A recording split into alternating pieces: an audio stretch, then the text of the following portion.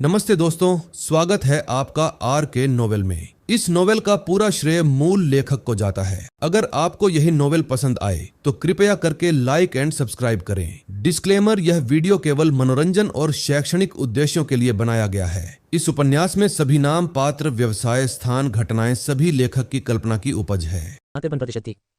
2 दिन पहले जब उन्होंने शेन यान्सी को सहयोग करने के लिए आमंत्रित किया और शेन यान्सी के घर पर फैंग हुआन को पकड़ने के लिए लोगों को भेजा, फिर जानबूझकर उसे भागने दिया, फैंग हुआन ने आक्रोश मूल्य के अन्य 2500 अंक का योगदान दिया और हत्या की संभावना 78% तक पहुंच गई। साथ ही आज के 1000 अंक, साथ ही नाराजगी का मूल्य फैंग हुआन ने हर बार घायल होने के बाद अपने घावों का इलाज करने के लिए थोड़ा थोड़ा करके योगदान दिया। अब उसने अंततः हत्या की संभावना को 94.5% तक बढ़ा दिया है। बस थोड़े से और के साथ वह नियति के इस बच्चे को पूरी तरह से खत्म कर सकता है। सुयान की ओर से चरणबद्ध कार्य प्रगति से उसे वायरस प्रतिरक्षा संविधान से पुरस्कृत किया जा सकता है। फैंग जुबान को मारने और सिस्टम द्वारा दिए गए पहले कार्य को पूरा करने के लिए अंततः उसे किस प्रकार का इनाम मिलेगा? चेन ये इसका इंतजार कर रहे थे, फिर उन्होंने आदेश दिया, उसका पीछा कर रहे लोगों से कहो कि वे अपने बचाव में लापरवाही न करें, उस पर कड़ी नजर रखें और वैसे उसे कुछ और परेशान करें।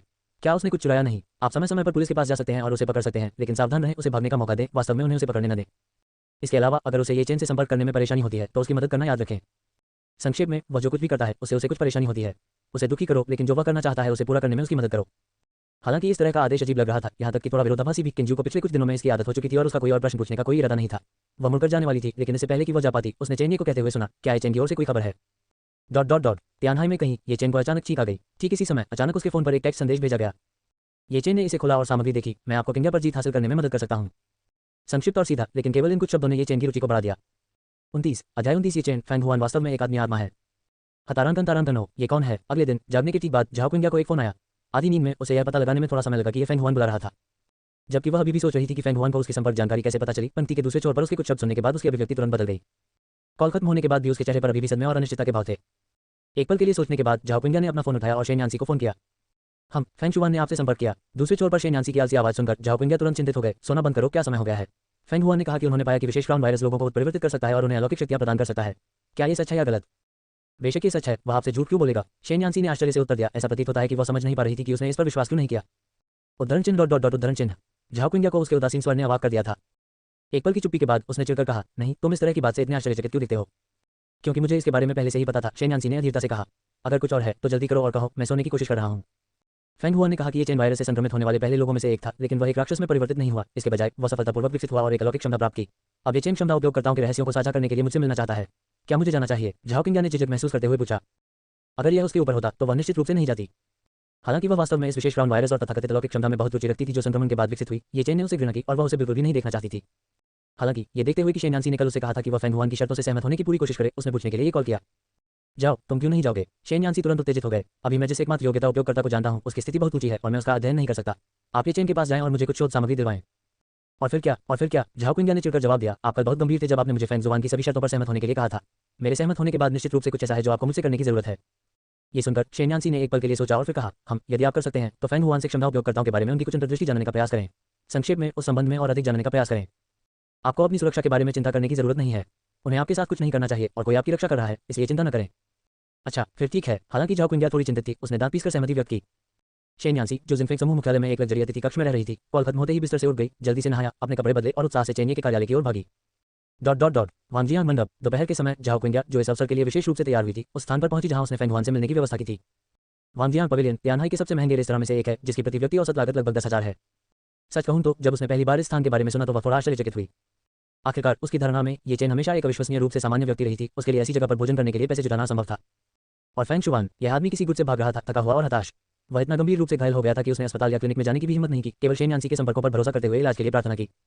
इससे कोई फर्क नहीं पड़ता कि आपने उसे कैसे देखा, वह बहुत पैसे वाला व्यक्ति नहीं लग रहा था। हालांकि वह एक अच्छी पारिवारिक पृष्ठभूमि से आती थी और उसकी खुद की आय भी अच्छी थी, इसलिए वह पहले भी ऐसी जगहों पर जा चुकी थी और उसे ऐसा महसूस नहीं होता था कि वह जगह से बाहर है। थोड़ी देर की झिझक के बाद वह सीधे अंदर चली गई। अंदर शर्ट और बनियान पहने एक वेटर तुरंत उसका स्वागत करने आया। आपको मिस झाओ किंग्या होना चाहिए, है ना? यह मैं हूँ। आपके मित्र ने आपके लिए पहले से ही एक सीट आरक्षित कर दी है, कृपया मेरे पीछे आएं। वेटर ने विनम्रतापूर्वक रास्ता दिखाया। जल्द ही उसे नदी के सामने एक गलियारे के आकार के हॉल में ले जाया गया। यहाँ का वातावरण बहुत अच्छा था। खिड़कियों के माध्यम से कोई सीधे तियानहाई के सबसे समृद्ध नदी तटीय क्षेत्र को देख सकता था। एकमात्र कमी शायद निजी कमरों की कमी थी। हालांकि कुछ लोगों के लिए निजी कमरों की कमी वास्तव में एक योग्यता थी, इसलिए कोई यह नहीं कह सकता कि रेस्तरां उच्च स्तरीय नहीं था क्योंकि इसमें वे कमरे नहीं थे। जैसे ही वह ऊपर पहुंची, झाओ किंग्या ने ये चेन को देखा, साथ ही फैंग हुआन को भी देखा जो उसके साथ बैठा था। एक गहरी सांस लेने के बाद वह वेटर के पीछे चली गई। इससे पहले कि वह करीब पहुंचती, ये चेन, जो बेसब्री से इंतजार कर रही थी, ने उसके आगमन को देखा और तुरंत उठ खड़ी हुई और कहा, किंग्या, तुम यहाँ हो। बैठो, इसके बारे में सोचें। हालांकि ये चेन कुछ दिन पहले घर खरीदते समय किंजुए से बुरी तरह डर गया था। आखिरकार उसकी मानसिकता अच्छी थी और वह जल्दी ही समायोजित हो गया। उसे एहसास हुआ कि हालांकि उसने अकल्पनीय क्षमताएं हासिल कर ली थी, फिर भी इस दुनिया में कुछ लोग ऐसे थे जिन्हें वह फिलहाल भड़काने का जोखिम नहीं उठा सकता था। हालांकि इससे उन्हें निराशा नहीं हुई, वह थोड़ा और शांत हो गया, एक स्थिर दृष्टिकोण अपनाने और धीरे धीरे विकसित होने की योजना बना रहा था। बेशक अपनी देवी झाओकिंग्या का पीछा करने के अल्पकालिक लक्ष्य के संबंध में उनकी योजना परिवर्तित रही। विशेष रूप से कल फेंग हुआन से एक टेक्स्ट संदेश प्राप्त करने और उसके साथ गहन बातचीत करने के बाद उसे और भी अधिक यकीन महसूस हुआ कि इस बार फेंग हुआन की मदद से और एक अलौकिक क्षमता प्राप्त करने के बाद वह पहले की तुलना में बहुत बेहतर स्थिति में था और सफलता निश्चित रूप से उसकी पहुंच में थी। जहां तक फेंग हुआन का सवाल है, वह व्यक्ति जो अचानक प्रकट हुआ और उसे पाया, ये चेन को शुरू में संदेह हुआ, लेकिन उन्होंने जल्द ही अपने संदेह को खारिज कर दिया, क्योंकि फेंग हुआन की उपस्थिति ने अंततः उसके लिए एक बात की पुष्टि की। वास्तव में उसके अलावा दुनिया में अन्य क्षमता उपयोगकर्ता भी थे और तथाकथित अलौकिक क्षमता केवल विशेष राउंड वायरस से संक्रमित होने के बाद एक सौम्य उत्परिवर्तन का परिणाम थी। इससे भी महत्वपूर्ण बात यह है कि फेंग हुआन खुद भी एक क्षमता उपयोगकर्ता थे। हाँ, फेंग हुआन ने व्यक्तिगत रूप से ये चेन को बताया कि उसकी अलौकिक क्षमता कुछ हद तक भविष्य की भविष्यवाणी कर सकती है, और उन्होंने वास्तविक कार्यों से अपनी अलौकिक क्षमता की प्रामाणिकता भी साबित की। अंत में फेंग हुआन ने ये चेन को यह भी बताया कि भविष्य में उसने अनुमान लगाया था, जब तक ये चेन उसके कहे अनुसार काम करेगा, वह निश्चित रूप से झाओकिंग्या पर सफलतापूर्वक जीत हासिल करने और लड़की को प्राप्त करने में सक्षम होगा। ये चेन स्वाभाविक रूप से बहुत खुश थी। इसके अलावा ये चेन को यह भी पता चला कि फेंग हुआन उसके साथ बेहद अनुकूल था, चाहे मूल्यों के मामले में या अन्य पहलुओं के मामले में। भले ही उन्होंने केवल एक दिन एक साथ बिताया था, ये चेन की इच्छा थी कि वह फेंग जुआन को एक दयालु आत्मा मान सके और उसके साथ चोरों जैसा व्यवहार कर सके। उसे कम ही पता था कि फेंग हुआन ने जिस अलौकिक क्षमता की बात की थी, वह केवल उसे झांसा दे रही थी, एक पुनर्जन्म वाले व्यक्ति की दूरदर्शिता पर भरोसा करते हुए। जहां तक समान मूल्यों को साझा करने की बात है, वह भी फेंग हुआन ने अपनी स्थिति को समझने के बाद जानबूझकर अपनी प्राथमिकताओं को पूरा किया था। लक्ष्य केवल अल्पावधि में ये चेन का विश्वास हासिल करना और सपने के फूल को हासिल करने में मदद करने के लिए उसका उपयोग करना था। ये चेन के उत्साह का सामना करते हुए झाओकिंग्या बस विनम्रता से मुस्कुराए। बैठने के बाद उसकी नजर फेंग शुआन पर पड़ी। क्या आपने जिस अलौकिक क्षमता का उल्लेख किया है वह असली है या नकली? 30 अध्याय 30 सीरम जो विकास को नियंत्रित करता है। ये सुनकर ये चेन को थोड़ा प्रसन्नता महसूस हुई। भले ही वह मेजबान था, उसकी लंबे समय से वांछित देवी ने आगमन पर सबसे पहले किसी अन्य व्यक्ति से बात की थी, जिससे उसे एक अजीब सा एहसास हुआ, जैसे कि उसे व्यभिचारी बनाया जा रहा हो। जहां तक झाओकिंग्या द्वारा दिखाए गए शांत और उदासीन रवैये की बात है, तो वास्तव में उन्हें इससे कोई आपत्ति नहीं थी, क्योंकि वह पहले से ही इसका आदी था। यदि झाओकिंग्या उसे केवल इसलिए प्रशंसा की दृष्टि से देखता क्योंकि उसके पास अब अलौकिक क्षमता और पैसा है, तो वह ठंडी देवी नहीं होती जिसे वह पसंद करता था। उसकी बात सुनने के बाद फेंग जुआन के उत्तर देने से पहले ये चेन ने सबसे पहले कहा, बेशक ही सच है किंग्या, मेरे पास एक अलौकिक क्षमता है। झाओकिंग्या ने एक पल के लिए उसकी ओर देखा, फिर जिज्ञासावश पूछा, कैसी अलौकिक क्षमता? यह हे तुम्हें बाद में पता चलेगा। हालांकि ये चेन अपनी देवी का सामना करते समय पूरी तरह से सरल था, लेकिन वह इतना मूर्ख नहीं था कि अपने सबसे बड़े तुरुप के पत्ते को प्रकट कर सके। इसके बजाय उन्होंने चिंता की दृष्टि से कहा, किंग्या मेरी बात सुनो, दुनिया बदल गई है। ये वायरस बहुत शक्तिशाली है, इसे पूरी तरह से फैलने में ज्यादा समय नहीं लगेगा। तब तक कई लोग राक्षसों में बदल जाएंगे और मौजूदा व्यवस्था पूरी तरह से ध्वस्त हो जाएगी। लेकिन चिंता मत करो, जब तक मैं यहाँ हूँ, भविष्य में चाहे कैसी भी दुनिया हो, मैं तुम्हारी रक्षा करने में सक्षम रहूंगा। मुलाकात के तुरंत बाद इस तरह की सीधी रेखा से प्रहार किए जाने से झाओकिंग्या के मुंह का कोना नया सी हिल गया। उसने मन ही मन सोचा कि हालांकि इस आदमी ने अलौकिक क्षमता प्राप्त कर ली है और अब वह काफी अमीर लग रहा है, लेकिन उसका उत्साह अभी भी पहले जैसा ही तीखा है। वह वास्तव में पूरी तरह से हारा हुआ व्यक्ति था। उसने तुरंत नाराजगी का भाव दिखाया, अपनी अलौकिक क्षमताओं को छिपाने के लिए ये चेन से असंतुष्ट प्रतीत हुई और फेंग जुआन की ओर मुड़ी। क्या आपने फोन पर नहीं कहा था कि आप मुझे अलौकिक क्षमताओं के बारे में रहस्य बताना चाहते थे? उसके शब्दों का अंतर्निहित अर्थ स्वाभाविक रूप से था, आप ये भी नहीं कहेंगे कि आपके पास कौन सी अलौकिक क्षमता है, तो क्या आप फोन पर मुझसे झूठ नहीं बोल रहे थे? ये देखकर कि वह थोड़ा गुस्से में लग रही थी, ये चेन घबरा गया, लेकिन वह अपनी अलौकिक क्षमता को इस तरह उजागर नहीं करना चाहता था। उसे फेंग शुआन पर नजर डालनी थी। फेंग जुआन को उसकी जगह पता थी, हालांकि झाओकिंग्या उसके आने के बाद से ही उसे पूछ रही थी, लेकिन उसका सुर्खियों को चुराने का कोई इरादा नहीं था और वह चुप रहा। अब ये चेन को चीजों को सुचारू करने का संकेत देते हुए देखकर वह मुस्कुराया और कहा, चिंता मत करो डॉक्टर झाओ, जब से मैंने ऐसा कहा है, मैं निश्चित रूप से आपसे झूठ नहीं बोल रहा हूँ। वास्तव में जहां तक मुझे पता है, तथाकथित अलौकिक क्षमता विशेष राउंड वायरस के सौम्य उत्परिवर्तन का परिणाम है, और मैं ये भी जानता हूं कि इस उत्परिवर्तन को वास्तव में कृत्रिम रूप से निर्देशित किया जा सकता है। आपका क्या मतलब है? झाओकिंग्या की पुतलियां सिकुड़ गईं। वस्तुतः वही जो मैंने कहा, फेंग हुआन ने कंधे उचकाए और कहा, विशेष राउंड वायरस सिर्फ मनुष्यों को ही संक्रमित नहीं करता है, ये कुछ जानवरों को भी संक्रमित करता है। इन जानवरों के संक्रमित होने के बाद बिल्कुल इंसानों की तरह कुछ नासमझ संक्रमित हो जाते हैं, जबकि अन्य सच्चा विकास हासिल करते हैं। न केवल एक अलौकिक क्षमता प्राप्त करते हैं, बल्कि बुद्धि भी इंसानों से कमतर नहीं होती। प्रत्येक सफलतापूर्वक विकसित जानवर एक अत्यंत विशेष व्यक्ति है। इन व्यक्तियों के प्रजनन के बाद वे बिल्कुल नई पशु प्रजातियों को जन्म देंगे। वैसे मैं आपको बताना भूल गया डॉक्टर झाओ, मैंने जो अलौकिक क्षमता प्राप्त की है वह भविष्य देखने की क्षमता है। भविष्य में मैंने देखा किसी ने एक उत्परिवर्तित जानवर जिसे पेगासस के नाम से जाना जाता है के सीरम का उपयोग मानसिक प्रकार के इवोल्वर के सीरम के साथ मिलाकर एक ऐसी दवा बनाने के लिए किया जो मानव विकास को नियंत्रित कर सकती है, जिससे जो लोग स्वाभाविक रूप से विकसित नहीं हो सकते हैं वे वायरस से संक्रमित होने के बाद इवोल्वर बन सकते हैं। इस दवा को सेवियर सीरम कहा जाता है। बेशक एक नाम सिर्फ एक नाम है, लेकिन इस चीज का उत्पादन बहुत कम है। दुनिया को बचाने और विशेष राउंड वायरस को पूरी तरह से हल करने के लिए इस पर भरोसा करना निश्चित रूप से संभव है। भविष्य के प्रलय के दिन में इस सीरम के साथ भी लोग अभी भी जीवित रहने के लिए संघर्ष कर रहे हैं। लाश और विभिन्न उत्परिवर्तित जानवर मानव अस्तित्व के लिए सबसे बड़ा संकट बने हुए हैं। प्रलय के दिन के बाद क्षमता उपयोगकर्ता बहुत उच्च स्थिति रखते हैं, क्योंकि व्यवस्था के पतन और उत्पादन प्रणाली के विनाश के साथ लोग जीवित रहने के लिए मुख्य रूप से विभिन्न क्षमता उपयोगकर्ताओं पर भरोसा करते हैं। फेंग जुआन ने कठोर तर्क के साथ वाकपटुता से बात की, यहाँ तक कि बड़ी मात्रा में विशेष शब्दावली का उपयोग किया जिसे केवल डूम्सडे के बाद के लोग ही समझ पाएंगे। ऐसा इसलिए नहीं था क्योंकि वह झूठ बोल रहा था, बल्कि इसलिए क्योंकि यह कुछ ऐसा था जिसके बारे में उसने अपने पुनर्जन्म से पहले सुना था, और इसका उत्पादन चेन परिवार की जैविक प्रयोगशाला द्वारा किया गया था। उस समय डूम्सडे के दौरान इसने काफी सनसनी फैलाई, लेकिन ये जल्द ही गुमनामी में बदल गया। स्वाभाविक कारण यह था कि इस चीज का उत्पादन बहुत कम था। इसके अलावा तब तक कई वर्षों के लिए क़यामत का दिन पहले ही आ चुका था। जो जीवित थे वे या तो पहले से ही विकसित थे या सामान्य लोग थे जो विशेष राउंड वायरस से प्रतिरक्षित थे और न तो संक्रमित होंगे और नहीं विकसित होंगे। इस दवा का महत्व मूलतः न्यूनतम था। उन्होंने इसे इसलिए भी उठाया क्योंकि झाओकिंग्या एक डॉक्टर थे और उन्हें इस पहलू में अधिक रुचि हो सकती है, और यह विषय को अलौकिक क्षमताओं की ओर ले जाने में भी मदद कर सकता है, जिससे ये चेन के लिए बातचीत में शामिल होना आसान हो जाएगा।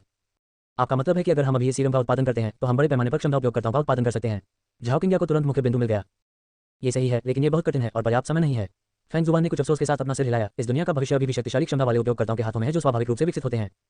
बोलते समय वह ये चेन पर नजर डालना नहीं भूले। उदाहरण के लिए, भाई, ये आप निश्चित रूप से भविष्य में डूम्सडे में चमकने में सक्षम होंगे। जहां तक मेरी अलौकिक क्षमता का सवाल है, मुझे लगता है कि भविष्य में मैं केवल वास्तव में शक्तिशाली क्षमता वाले उपयोगकर्ताओं के लिए काम कर पाऊंगा। ये सुनकर ये चेन ने तुरंत फैंग हुआन को कंधे पर थपथपाया। आप क्या कह रहे हैं? अगर हम भाई एकजुट हो जाएं तो हम निश्चित रूप से अपने लिए भविष्य बनाने में सक्षम होंगे। फिर ऊंच नीच के बीच अंतर क्यों किया जाए? वे दोनों सुर में गा रहे थे और जब झाओ कुंगिया ने इसे देखा तो उसका दिमाग पूरी तरह से सीरम के बारे में उस जानकारी पर केंद्रित था जिसका उल्लेख फैंग हुआन ने पहले किया था। जहां तक उनके निहितार्थों की बात है कि भविष्य योग्यता उपयोगकर्ताओं का होगा, ये संकेत देते हुए कि वे क्षमता उपयोगकर्ताओं के रूप में कितने अद्भुत थे, झाओ कुंगिया ने इसे सीधे तौर पर नजरअंदाज कर दिया। वे सिर्फ क्षमता उपयोगकर्ता थे, वह अपने सामने वाले दोनों से अधिक जानती थी। भले ही भविष्य में उसे वास्तव में किसी सक्षम उपयोगकर्ता को ढूंढने की आवश्यकता हो, वह निश्चित रूप से शेन यान्सी के किसी परिचित व्यक्ति को ढूंढेगी। फैंग जुबान और ये चेन की तुलना में वह स्वाभाविक रूप से अपने राक्षसी प्रतिभाशाली सबसे अच्छे दोस्त पर अधिक भरोसा करती थी जिसे वह बचपन से जानती थी। एक विंगमैन के रूप में फैंग हुआन के जानबूझकर मार्गदर्शन और जानकारी के लिए झाओ कुंगिया की जानबूझकर जांच के साथ भोजन मेजबान और अतिथि दोनों के लिए काफी सुखद था। झाओ कुंगिया ने वास्तव में फैंग हुआन से काफी जानकारी प्राप्त की। हालांकि इस जानकारी की प्रामाणिकता में अंतर करना कठिन था, फिर भी उसे इसके बारे में चिंता करने की जरूरत नहीं थी। जब उसने बाद में शेन यान्सी को मूल शब्द बताए तो वह राक्षस स्वाभाविक रूप से झूठ से सच को पहचानने में सक्षम हो जाएगा। ये पहली बार था जब ये चेन ने अपनी देवी के साथ इतनी खुशी से खाना खाया था। वह फैंग शुआन से बहुत अधिक संतुष्ट था। हालांकि वह उसे अपने अधीन करने के लिए दृढ़ था, फिर भी वह स्वयं को फूला हुआ महसूस करने से नहीं रोक सका। झाओ कुंगिया को देखकर जो खुशी से बातें कर रहा था, उसने विचार किया कि क्या उसे सिर्फ अपनी भावनाओं को कबूल करना चाहिए। आखिरकार प्रलय का दिन निकट आ रहा था और उसके पास अभी भी बहुत सी चीजें बिना तैयारी के थीं। समय की कमी थी और वह रोमांस के बारे में सोच नहीं पा रहा था। इसके अलावा वह अब एक योग्यता उपयोगकर्ता था और आज उसे झाओ कुंगिया को एक सबक देने पर विचार किया जा सकता है जिससे उसे एक योग्यता उपयोगकर्ता की शक्ति का पता चल सके। यदि उसने अभी कबूल कर लिया तो वह सफल हो सकता है। इस तरह से सोचते हुए उसे लगा कि यह अधिक से अधिक संभव है। अपनी जेब में हीरे की बड़ी अंगूठी महसूस हुई जिसकी कीमत 10 मिलियन से अधिक थी। उसने अपने दांत पीस लिए और तुरंत उसे बाहर निकालने के लिए तैयार हो गया। लेकिन ठीक इसी समय बगल से आश्चर्य से भरी आवाज आई, किंगिया, तुम यहाँ क्यों हो? ये चेन स्तब्ध रह गया। उसने सिर घुमाकर देखा तो उसे छोटा चश्मा पहने एक खूबसूरत लड़की मिली। लड़की एक खूबसूरत युवक से प्यार से बाहें मिला रही थी। जैसे ही उसने युवक को देखा, ये चेन की पुतलियां अनायासी सिकुड़ गईं। उसने इस व्यक्ति को पहले भी देखा था। ये कुछ दिन पहले जियांगन कोर्टयार्ड के बिक्री केंद्र में चेन्ये नाम का व्यक्ति था। उस समय वह किंजुए द्वारा अपनी बुद्धि से डर गया था जो चेन्ये के पक्ष में था, इसलिए स्वाभाविक रूप से वह उसे नहीं भूल सका। उसने लड़की को पहचान भी लिया। वह झाओ कुंगिया की सबसे अच्छी दोस्त शेन यान्सी थी। और उसके आश्चर्य की तुलना में जब फैंग हुआन, जो उसके बगल में बैठा था, ने पीछे मुड़कर चेन्ये और साथ ही शेन यान्सी को देखा जो चेन्ये के साथ घनिष्ठता से काम कर रहे थे, तो उसकी सांसें रुक गईं और उसकी दृष्टि काली हो गई। वे दोनों एक साथ क्यों थे? ये पहला विचार था जो उसके मन में उभरा। और अगला विचार था, भागो 31 अध्याय 31। हाँ, क्या संयोग है? शेन यान्सी, क्या संयोग है, आप भी यहाँ हैं? झाओ कुंगिया को उस पर खुशी हुई जब उसने शेन यान्सी को आते देखा। वह मूक नहीं थी। उसने गौर से देखा कि जैसे जैसे बातचीत आगे बढ़ रही थी, उसके सामने बैठी ये चेन और अधिक बेचैन होती जा रही थी। उसे बेचैन होते हुए, समय समय पर उसकी ओर देखते हुए और अपनी जेब में हाथ डालते हुए देखकर झाओ कुंगिया को यह जानने के लिए 2 बार सोचने की जरूरत नहीं थी कि इस आदमी ने संभवतः किसी प्रकार की गलतफहमी विकसित कर लिया है और एक ऐसे दृश्य की योजना बना रहा है जहां वह मौके पर ही कबूल कर लेगा। वह बस इस बात को लेकर परेशान थी कि जब शेन यान्सी सामने आए तो अगर ये चेन ने वास्तव में ऐसा स्टंट किया तो इसे कैसे संभाला जाए। हाँ, क्या संयोग है? शेन यान्सी मुस्कुराई, झाओ कुंगिया को अपनी तरफ खींच लिया और चुपचाप कुछ कदम पीछे हट गई। दोनों चेन्ये के साथ खड़े दिखाई दिए, लेकिन वास्तव में वे एक कदम पीछे थे। दोनों उसके पीछे छिपे हुए थे। ये है? झाओ कुंगिया ने चेन्ये की ओर देखा और कुछ जिज्ञासा से पूछा। वह चेन्ये है, मेरा प्रेमी। क्या मैंने तुम्हें पिछली बार उसके बारे में नहीं बताया था? शेन यान्सी ने पलकें झपकाईं। चेन्ये ने उसकी ओर देखने के लिए अपना सिर घुमाया, इसका खंडन नहीं किया। झाओ कुंगिया की ओर से हिलाया और फिर मेज पर बैठे फैंग हुआन और ये चेन की ओर अपनी दृष्टि घुमाई। ये चेन ने आखिरकार सब कुछ करने और कबूल करने का मन बना लिया था, लेकिन उसे सुचेन द्वारा सीधे तौर पर बाधित किए जाने की उम्मीद नहीं थी। वह अनिवार्य रूप से नाराज था। हालांकि पिछली बार जो हुआ उसके बाद वह अच्छी तरह से जानता था कि उसके सामने वाला व्यक्ति ऐसा नहीं था जिसे वह अभी अपमानित कर सके। इसके अलावा झाओ कुंगिया के साथ होने पर उसे अपना संयम बनाए रखने की जरूरत थी। उसके पास खड़े होने, कुछ हद तक मजबूर मुस्कुराहट के साथ आगे बढ़ने और कहने के अलावा कोई विकल्प नहीं था। मिस्टर चेन, हम फिर से मिलते हैं। क्या संयोग है? हालांकि चेन्ये ने उसकी ओर देखा भी नहीं, बल्कि फैंग हुआन की ओर देखा जो अपना सिर नीचे करके चुपचाप खेल रहा था। ये वास्तव में एक संयोग है, आप क्या सोचते हैं छात्र फैंग? फैंग जुबान ने उत्तर नहीं दिया, अपना सिर नीचे रखते हुए न जाने वह क्या सोच रहा था। ये चेन, जिसे अभिवादन करने के बाद नजरअंदाज कर दिया गया था, केवल अजीब तरह से अपना फैला हुआ हाथ वापस खींच सका और एक गहरी मुस्कान के साथ बोला, मिस्टर चेन, क्या आप आह्वान को जानते हैं? भाड़ में जाओ। चेन्ये ने उसकी ओर देखा और उदासीनता से कहा। ये चेन का चेहरा तुरंत लाल हो गया। उसका गुस्सा चरम पर था। वह पहले ही बार बार अपना सिर झुका चुका था, फिर भी चेन्ये ने न केवल उसके अस्तित्व को नजरअंदाज किया बल्कि उसने वास्तव में उसे खोजाने के लिए कहा। सबसे महत्वपूर्ण बात यह है कि उनकी देवी झाओ कुंगिया वही देख रही थी। यदि उसने इस अपमान को सह लिया तो वह भविष्य में झाओ कुंगिया के सामने अपना सिर कैसे उठा पाएगा? जैसा कि कहा जाता है, यदि आप एक पल के लिए भी सहते हैं तो जितना अधिक आप इसके बारे में सोचते हैं उतना ही आपको गुस्सा आता है। यदि आप एक कदम पीछे हटते हैं तो जितना अधिक आप इसके बारे में सोचते हैं उतना ही अधिक थका हुआ महसूस करते हैं। इसलिए जब उसका चेहरा हरे और लाल रंग के बीच स्थानांतरित हो गया तो ये चेन ने चुना, आह्वान। चूंकि श्री चेन को आपसे कुछ चर्चा करनी है, इसलिए मैं आपको परेशान नहीं करूंगा। मैं नीचे जाऊंगा और आपका इंतजार करूंगा। जब आपका काम पूरा हो जाए तो मुझे नीचे ढूंढने आए। ये कहने के बाद ये चेन ने गहरी मुस्कान के साथ चेन्ये की ओर से हिलाया और फिर तेजी से नीचे चली गई। फैंग जुबान को अपने नए परिचित अच्छे भाई द्वारा उसे सीधे बेच देने के व्यवहार से कोई आश्चर्य नहीं हुआ। वह अच्छी तरह से जानता था कि ये चेन को कुछ पहलुओं में आसानी से मूर्ख बनाया जा सकता था, जैसे कि उसकी देवी झाओ कुंगिया से जुड़े मामले या उसकी दूरदर्शिता की कमी, जिससे वह अस्थायी सफलता से आसानी से फूल जाता था। लेकिन कुछ मामलों में वह मूर्ख नहीं थे। उदाहरण के लिए ये जानना कि कौन नाराज हो सकता है और कौन नहीं, या ये जानना कि लोगों को वह कैसे बताया जाए जो वे सुनना चाहते हैं। और सर्वाधिक शायद ये चेन के लिए सबसे अच्छा वर्णन था। ऐसा व्यक्ति एक अच्छे भाई के कारण चेन परिवार के सबसे बड़े युवा मास्टर से सीधा टकराव कैसे कर सकता है, जिसे वह केवल थोड़े समय के लिए जानता था। उसे तो छोड़ ही दो। फैंग हुआन, भले ही चेन अभी ये चेन की देवी झाओ कुंगिया को पकड़कर उसे चूम रहे हो, उसके ठीक सामने एनटीआर कर रहे हो, ये चेन शायद मौके पर विस्फोट नहीं करेगी। वह बाद में बदला लेने के लिए घटना को रिकॉर्ड कर लेगा। वह झाओ कुंगिया के लिए एक व्यक्तित्व का भी आविष्कार करेगा कि वह एक सोने की खोज करने वाली महिला थी जो गरीब होने के कारण उसे नीची नजर से देखती थी और खुद को अमीर दूसरी पीढ़ी के चेन्ये पर फेंक देती थी, खुद को सांत्वना देने के लिए, अपनी नफरत को प्रेरणा में बदलने के लिए और भविष्य में व्यभिचारियों की इस जोड़ी के साथ हिसाब बराबर करने का संकल्प लेने के लिए। रुको।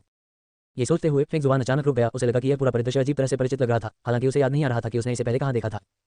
और इसी क्षण प्रेरणा की एक किरण उसके मन में कौंधी। उसे लगा जैसे उसने कोई बहुत महत्वपूर्ण चीज खोज ली है, लेकिन वह ठीक से समझ नहीं पा रहा था कि वह क्या है। हालांकि चेन ने स्पष्ट रूप से उसे इस पर सोचने के लिए समय देने का इरादा नहीं किया था। जल्दी से प्रस्थान कर रहे ये चेन पर नजर डालने के बाद उसने फेंग हुआन की ओर देखा, जो अभी भी मृत अवस्था में खेल रहा था। क्या गलत है? पुराने सहपाठियों से मिल रहे हैं और आप कुछ शब्द नहीं कहना चाहते। उनके बिखरे हुए विचार वास्तविकता में लौट आए। फेंग जुआन ने चेन पर नजर डाली, जो पहले से ही उसके सामने बैठ गई थी, और फिर शेन यांसी पर नजर डाली, जो किनारे पर खड़ा था। हालांकि अपने पुनर्जन्म के बाद से उसे अपनी विभिन्न परिस्थितियों का पता नहीं चला था, लेकिन शेन यांसी को देखने के बाद वह मोटे तौर पर उन चीजों को समझ गया जिनका उसने हाल ही में सामना किया था। वह केवल कड़वाहट से मुस्कुरा सकता था और कह सकता था, इसमें कहने को क्या है?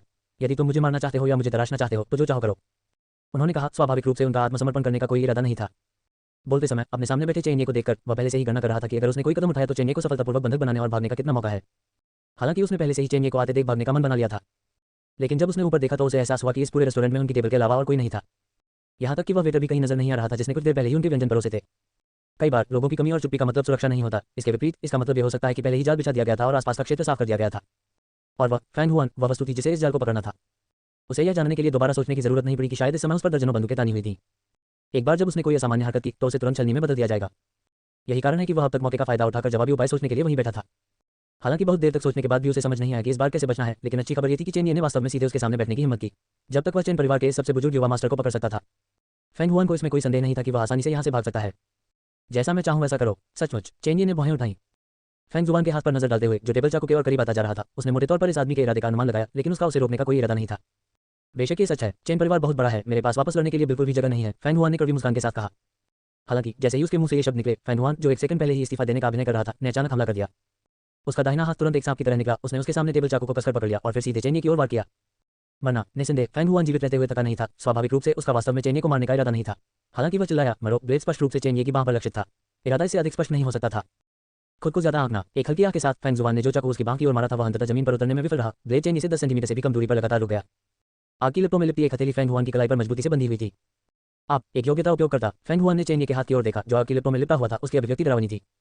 32 अध्याय 32 किसी को मारना उसकी आत्मा को नष्ट करना है। आपने सही अनुमान लगाया, लेकिन कोई इनाम नहीं है। चेन्ये मुस्कुराए, फिर अपने हाथ से थोड़ा बल लगाया। दरार, हड्डियां टूटने की तेज आवाज पूरे इलाके में गूंज उठी। फेंग जुआन ने धीमी दहाड़ लगाई। तीव्र दर्द के कारण उसकी प्रतिरोध करने की क्षमता तुरंत खत्म हो गई और वह सीधे जमीन पर गिर पड़ा। इस समय तक वह लगभग सारी आशा खो चुका था। एक ऐसे प्रतिद्वंद्वी का सामना करते हुए जिसका समर्थन और व्यक्तिगत ताकत उसे कहीं अधिक थी, उसे वापसी की कोई उम्मीद नहीं थी। भले ही वह एक पुनर्जन्मित व्यक्ति था, तो क्या? इस समय फेंग हुआन को अपने दिल में केवल पछतावा महसूस हुआ। उन्हें खेद है कि पुनर्जन्म होने के बाद उन्हें चेन्ये के खिलाफ साजिश रचने के लिए उस महिला रेन्यूमिंग का इस्तेमाल करने की कोशिश नहीं करनी चाहिए थी, जिससे एक ऐसे दुश्मन को उकसाया जा सके जिससे वह इस स्तर पर निपट नहीं सकते थे। फिर एक गलती के कारण दूसरी गलती हुई। जोहू परिवार में उन्होंने जोहू परिवार की ताकत का गलत अनुमान लगाया, ये सोचकर कि चेन्ये इस समय जोहू परिवार द्वारा किए गए एक छोटे से अपराध पर कार्रवाई नहीं करेंगे, लेकिन परिणामस्वरूप विशाल जोहू परिवार को रातों रात पलट दिया गया। वह एक बार फिर चेन्ये के संपर्क में आया और चेन परिवार द्वारा लगातार उसका शिकार किया गया। फेंग जुआन के विचार में ये सब इसलिए था क्योंकि उसकी पहली 2 चालें गलत थीं। अगर उसने शुरू से ही चेन्ये को उकसाया नहीं होता, या अगर उसने जोहू जुन्यू को जोहू परिवार में लाने के बाद जोहू परिवार को बहुत बेईमान न होने की चेतावनी दी होती, तो अब चीजें निश्चित रूप से ऐसी नहीं होती।